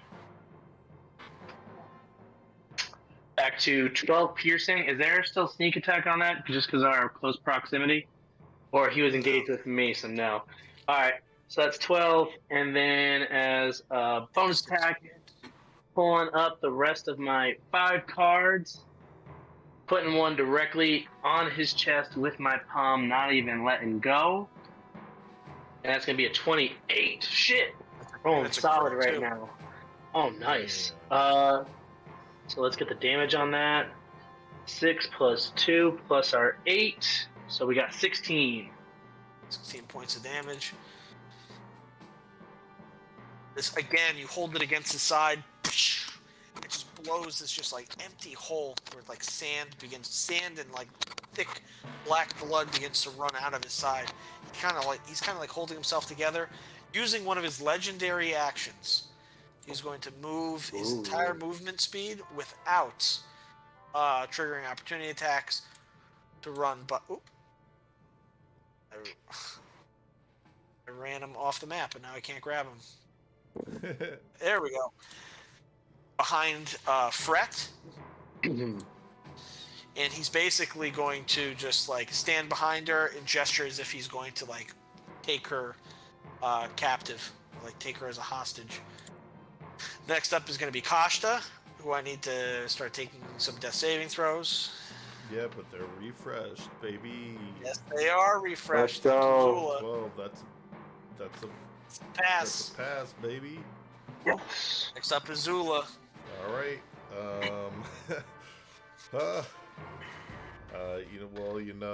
When they say, when in Rome, this, Yes, please All right. continue. yeah, it's cool because it's a bonus action to move the moonbeam, but it's also a bonus action to heal my ally. So I'm gonna heal my ally. I'm gonna use my last second level spell slot to cast Healing Word. Okay. So let's do that. I think I just click it, cast it at second level. So that's okay. So 4 plus 5, and then the extra D4. So that's 13 points of healing, baby. Awesome. And then as an action, let me just double check the range. Sorry, my screen is laggy, so it's taking me a while. That is... No, sorry, as an action. It doesn't give me a distance for the Spirit of Harvest. What distance would I have to be at? Let me look it up real quick. Character sheet, Spirit of the Harvest.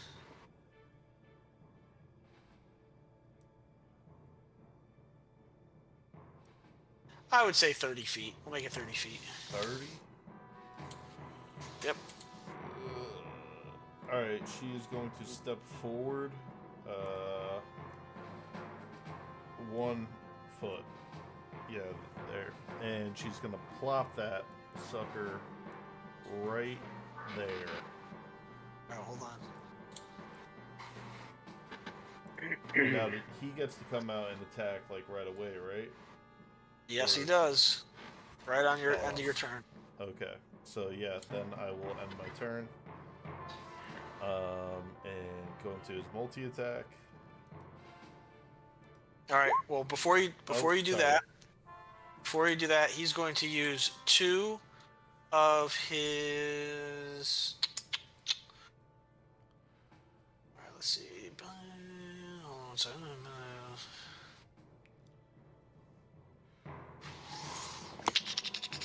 All right, I can't do that. Let me see. Yeah, I'm going to use 1. Yeah, I'm going to use all 3 of his legendary actions at the end of end of Zula's turn to make 1 unarmed strike against Fret, which is going to be a D29.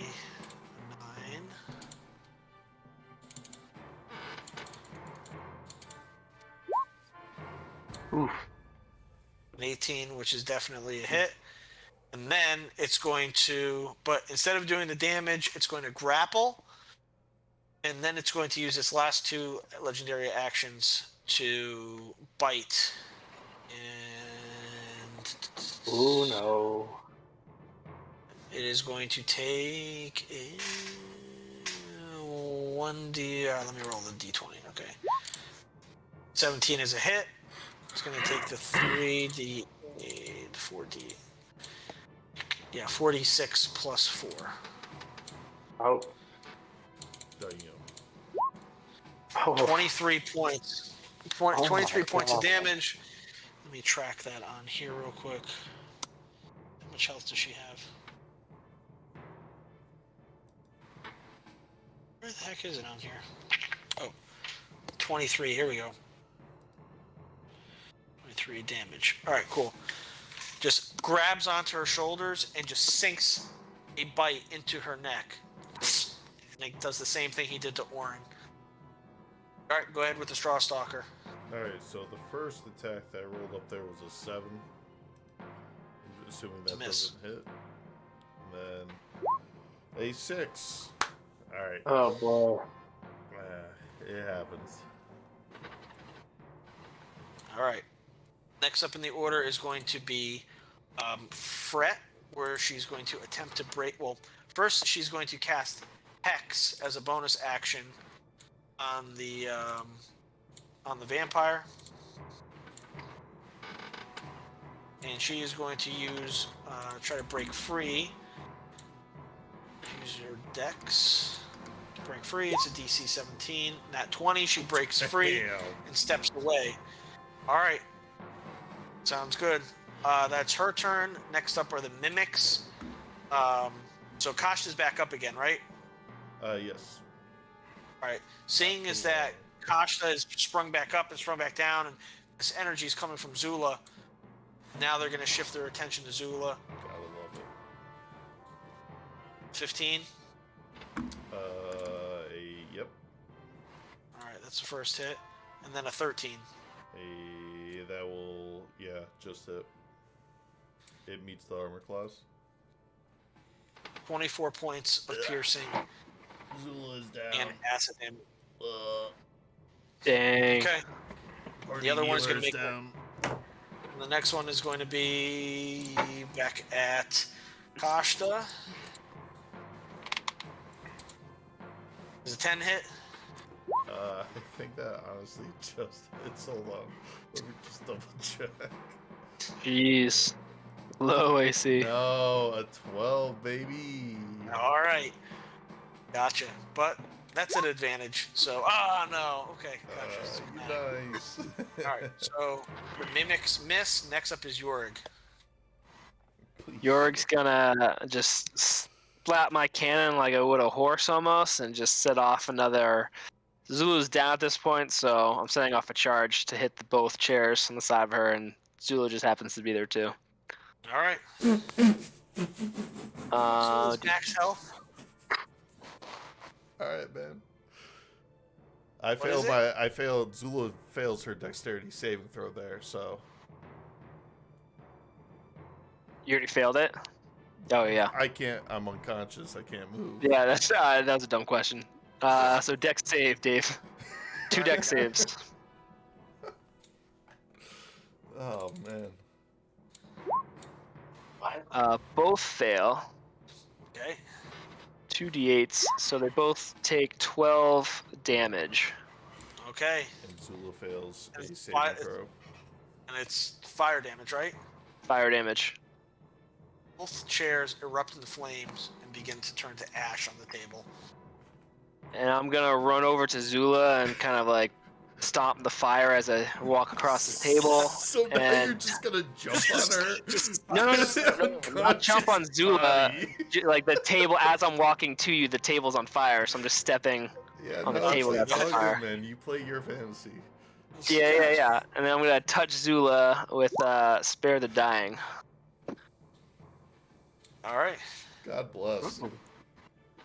There you Okay. go. You see her take a breath. She's no longer has to take death saving throws. Thank God. All right. Next up is Orin. Okay. Quick metagame. How do you get the measurement of distance icon to pop up? So on the bo- left.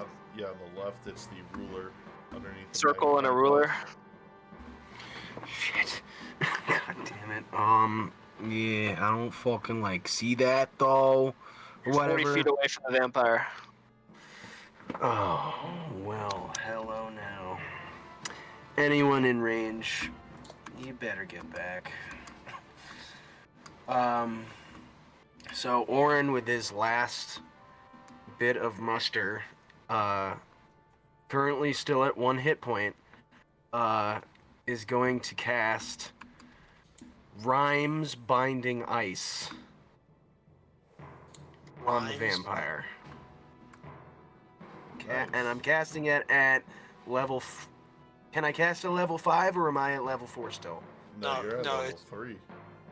It's a second level spell, but you can cast it at third level.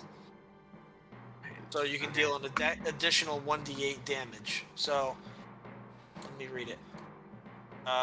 So, burst cold energy in a 30-foot cone. Each creature in that area must make a Constitution saving throw. So it's going to do 4d8 cold damage. So where are you trying to... I mean, it's not a cone that... Is it emanating from me? Yes, a cone. So you can can literally just move. Yeah, like right you can move. there. Okay, well then I'm gonna move like not even right there. I'm gonna move like right here, where I can just like be right up next to him and look him in his eyes like he looked in mine, and I start to just encase everything around me in sharp ice because I'm sick of this shit. So that's what I do. Alright, so it needs to make a Constitution saving throw. Let's see. Con save is +4. It's an 18. Oh, So it passes the Dang. save, so it takes half of 4d8 cold damage. So I'll roll the cold damage for you. 4d8 cold. So it takes half of that, 9 points of cold damage. Like your hand just hold out, and there's just like this enormous cone of. Oh, also the straw stalker needs to make a con save. So what is I Alright. got it. Gotcha. 19, baby. Right, so it also takes 9 points of damage. Got You it. can see like the fingers of the vampire are just as he holds his hands out are beginning to freeze and chip and fall back. And he looks forward and he's looking at you, and again his eyebrows and the tips of his ears are cracking and falling apart, and it's the same with his lips. And when he looks back around and he starts his turn, his fingers start to regrow and his wounds begin to close, and he gains another 20 hit points. Is there like a silver fucking stake around or some shit? Like, is there a way to kill this fucking guy or what? I mean, we got a mirror and a silver thing. Oh, the fucking mirror, dude. All right. At the start of his, at the end of your turn, he is going to use one of his legendary actions to move his entire movement speed back to the other end of the table, next to Bliss, and he's going to start his turn, and he's going to attempt an unarmed strike. He's going to try to grapple Bliss. Heck, good luck. 21. It might have worked. What then ability? What ability? Yeah. did, What am I checking on this? I was gonna say, what ability did Just the warlock hex? Oh, I'm sorry. He hexed. Make it con. Make it a con. Damn. Yeah. So, Alright. he grappled you, and now he's going to make that second attack with his bite, which lands, and that is, what was it, 46? Yeah, Uh-oh. 46 plus 4.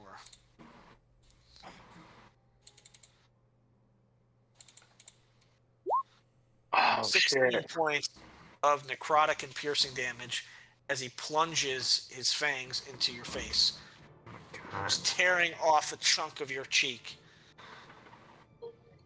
Yeah, I am down and unconscious. He Nice. tears out the piece of your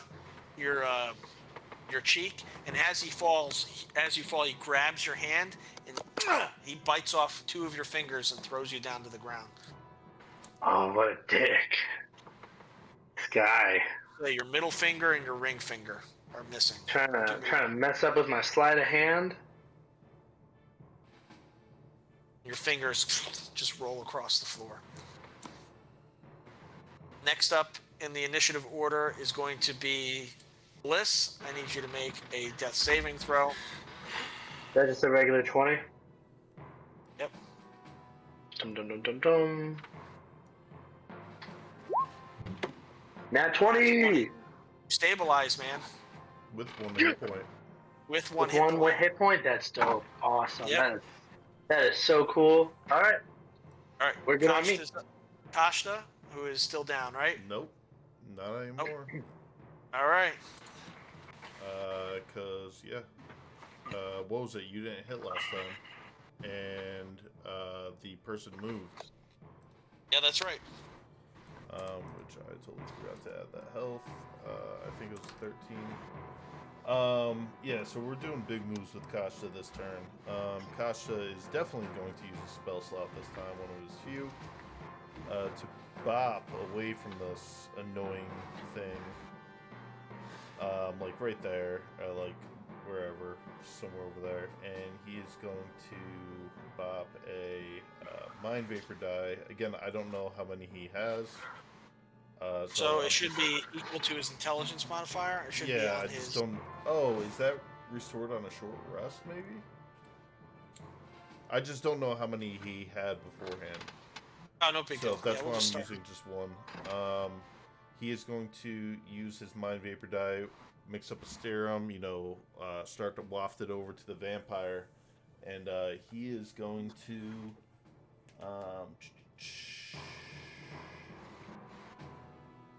He is going to force them to make a Constitution saving throw in hopes of them being paralyzed.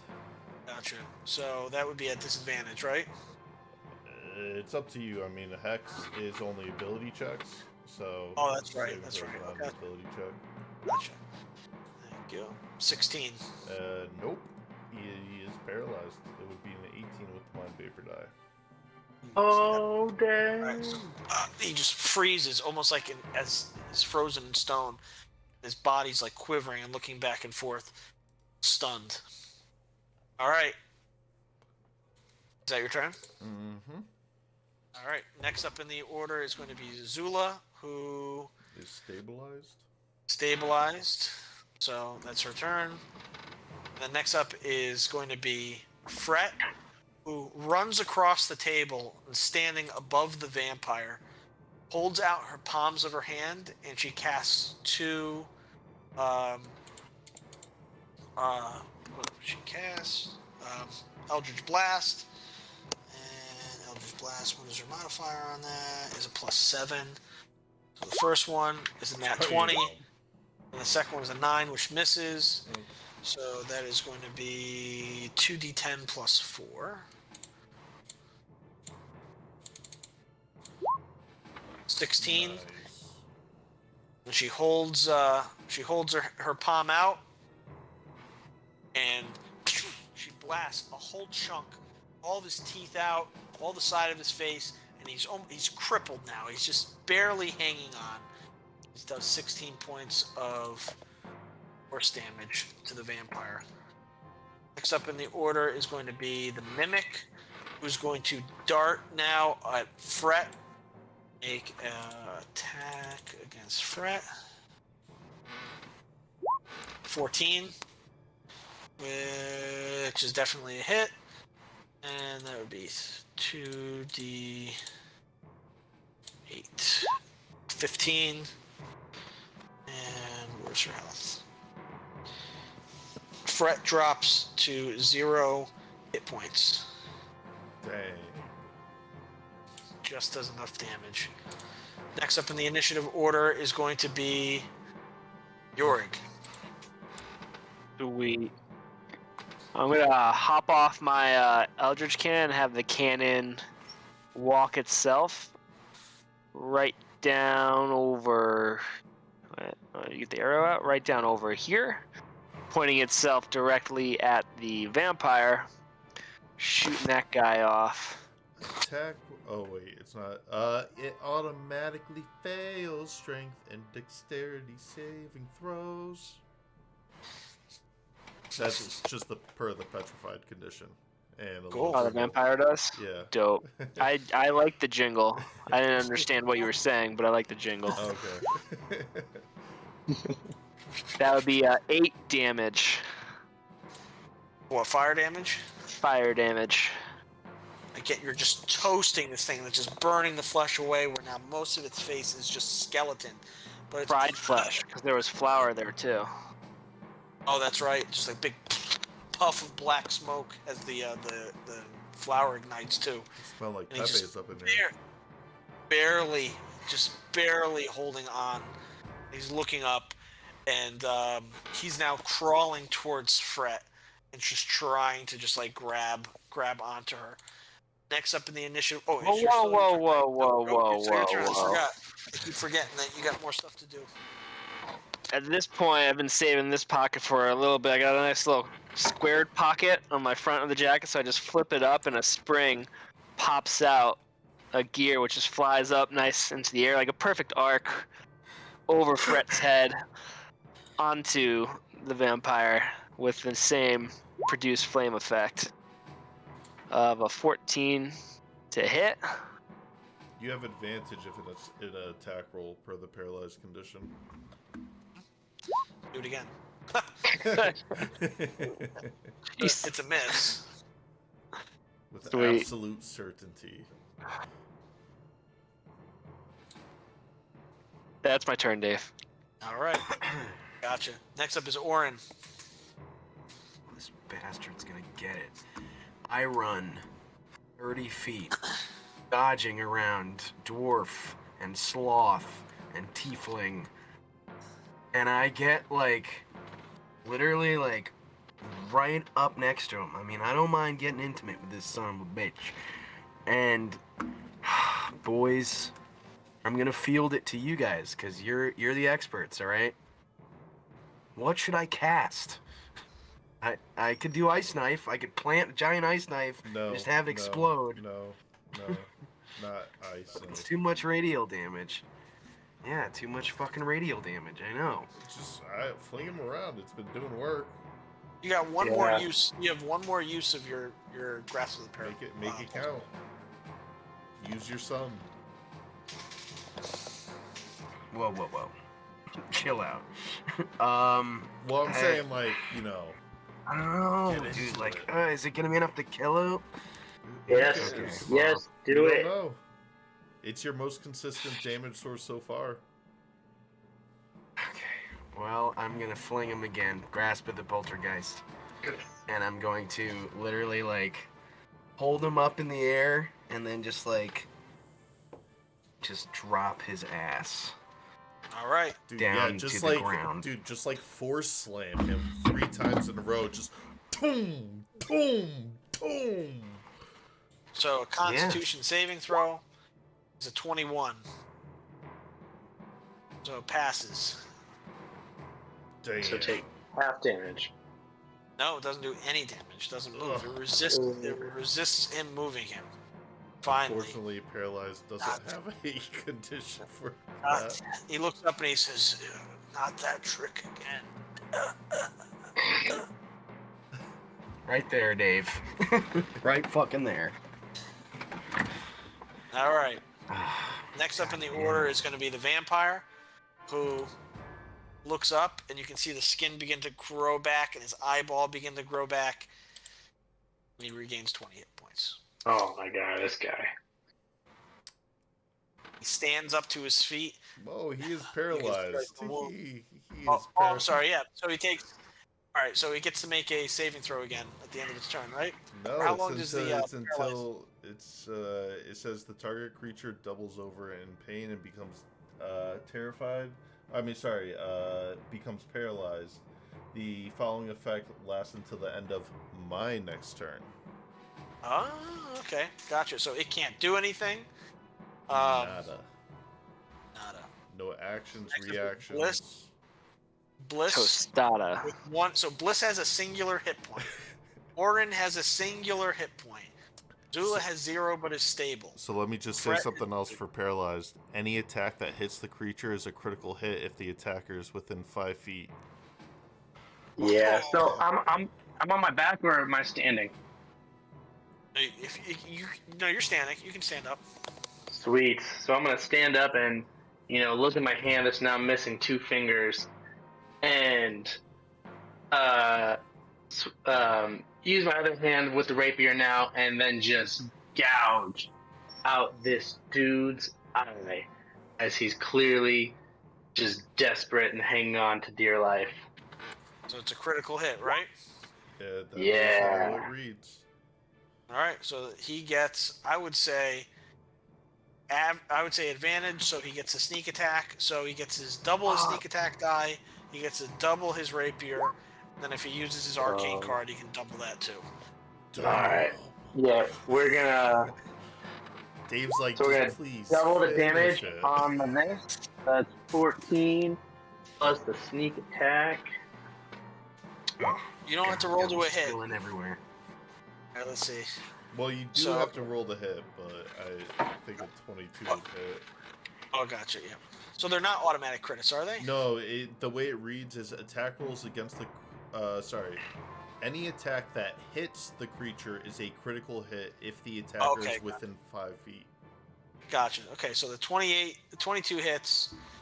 All right, so the sneak attack. So we're gonna double the 9. We're gonna double the 7. So that's 18 and 14. 32. 32 points of damage. Look at that. Are you doing your bonus action as well? Of course I'm doing my bonus action. Another card coming straight up out of my sleeve. Does that hit, or is it an automatic hit, or is that the mess? Oh, no, you got it. No, that is a miss. Attack rolls do have advantage. Yes. So you can roll again. Roll again. Yeah. It's gonna be plus 7. 8 plus 7, we got 15. All right. 15. That's plus the number. So what's the number on the card? 7. 7. Okay, gotcha. So that doesn't double. It's the D4 that doubles. So the D4. So you rolled a 3. So you get another 3. So another 11 points of damage. Damn. Oh. The vampire is literally just laying there on his back, just like frying. He goes,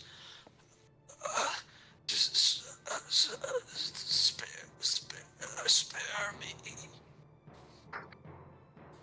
Not Next a chance. Next up in the order is going to be Kashta. That's how you want to run it, Dave. I'm happy to use Mind Vapor some more. Dude, I don't care. Let's do it. Let's rock. All right, baby. Constitution saving throw coming right at you. Oh, let me roll my Mind Vapor die. For a 3.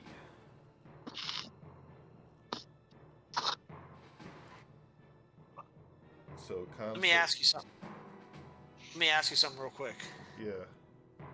So that moonbeam, how long can they not transform for? Just until that turn. Okay, never mind. All right, go ahead. You have to make a Constitution saving throw. Gotcha. Because he is, he's doing the same thing. Damn, he passes. Alright, oh, balls. Cock and balls.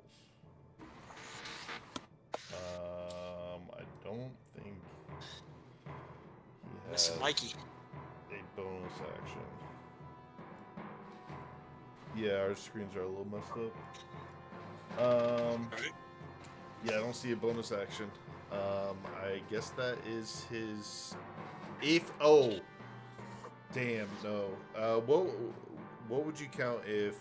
Because I know Zula handed out the good berries. What would it count for Kasha to throw a good berry into Zula's mouth? An action or a bonus action? I would say bonus action. All right. Yeah, so that's all he would do is just run over and do that after his failure. Gotcha. You're gonna put food into an unconscious person's mouth. Listen, They're magic. burned It's magic. A firefighter burned an unconscious victim. To save them. All right. Potato, Yeah. potato. I just have to run to the bathroom really quick, but Gotcha. I'll be right back. Zula wakes up with 1 hit point.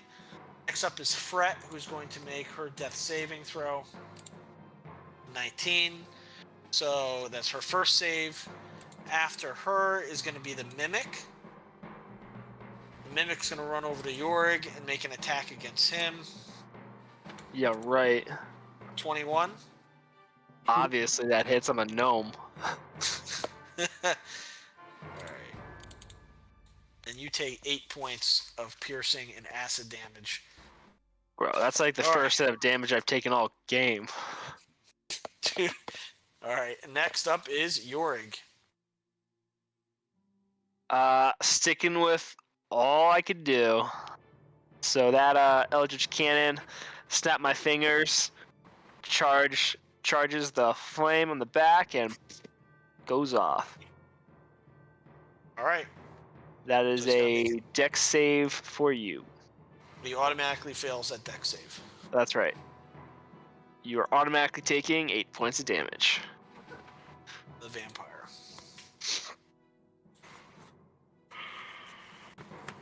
So at this, the end of the barrel, the flamethrower cannon just erupts this massive stream of fire. Everybody averts their eyes from the brightness, and when the fire cuts out, there is just nothing but a smear of just black ash and just this smoke that wisps across the table and then out the open window from the storage room. Vampire is no more. Thank goodness.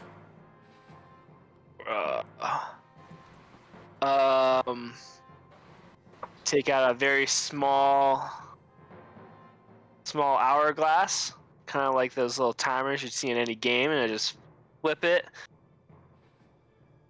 and toss it right onto the chair next to me to do another produce flame.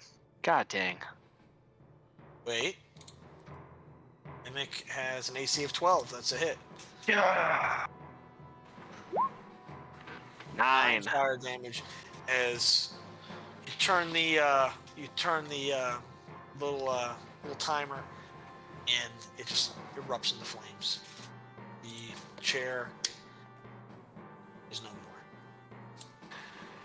Oh my god. Bless up. Looks like no big deal.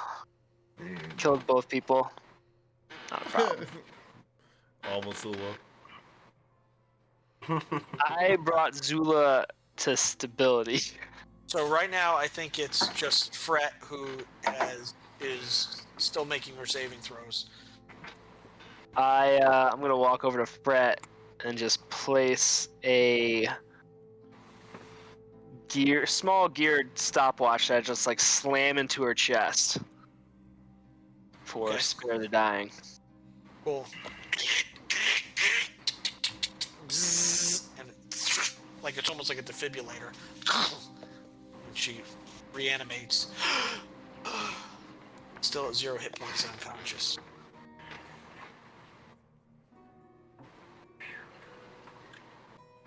He's still unconscious, huh? Yeah. She just had to make. Zula's up by now, right? Yep. Again, I prepared a lot of. I'd look at Zula would look towards Jorg and ask for his good berry. I'm just searching around my pocket, hoping I didn't smash it, and just toss it over. Yeah. So she takes it and she's kind of like this and feeds it to. Why do I keep on forgetting her name? Fret. Fret. And yeah. Restoring 1 hit point. So we have Bliss, Orin, and Fret, and Zula all with 1 hit point. Sure do. Solid party. So what are you guys doing? Dying. That's what we're doing. Any chance of a hero's feast? I was gonna say. I don't understand. We were supposed to bring the flower to dinner and potentially see Hope, but where's Hope?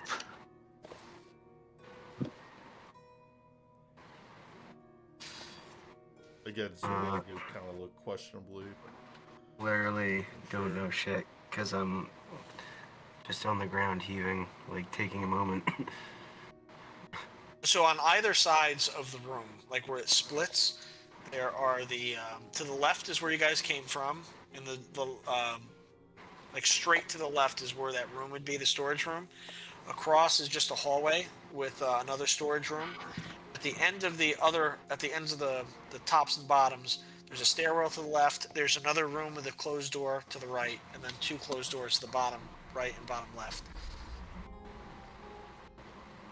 I was just gonna suggest, since we lost Mike, and now that's 3 of us, maybe, I know, cutting it short. Yeah. That Okay, way we can no like, problem. regroup and plan. I'm cool with that. Can we progress for another 10 minutes? Yeah. No, I promise nothing. Yep. So another 10 minutes, just so I can set you guys up real strong for the. Actually, you know what? Nah, we'll stop right here. We'll stop right here. This guy. Okay. So I mean, there's no chance of a long rest and a nice hot meal and a shower and a shave down here in this vampire castle. Yorg's the only one sitting strong with health points. Bet you are. You little. We'll probably have to take a short rest to recover some hit points. minimum Yeah. for rest. That's all I got for you guys. What do you guys think? I know it was mostly combat this turn. I really wanted to throw it to you. Indeed, Bro, that was I a mean, long ass combat session for your freaking vampire that kept regaining 20 health points. Yeah, that was a real pain in the ass. Thanks, Dave. That made my blood pressure high. Did I come close to killing you guys or what? No. As if. Yeah, you did. Yeah. I mean, you did. recruited somebody too. Dylan can now be a monstrous NPC. Why do you say that? Because he tried to just kill Zula. Oh, yeah, that's true. Bro, That's what I was thinking.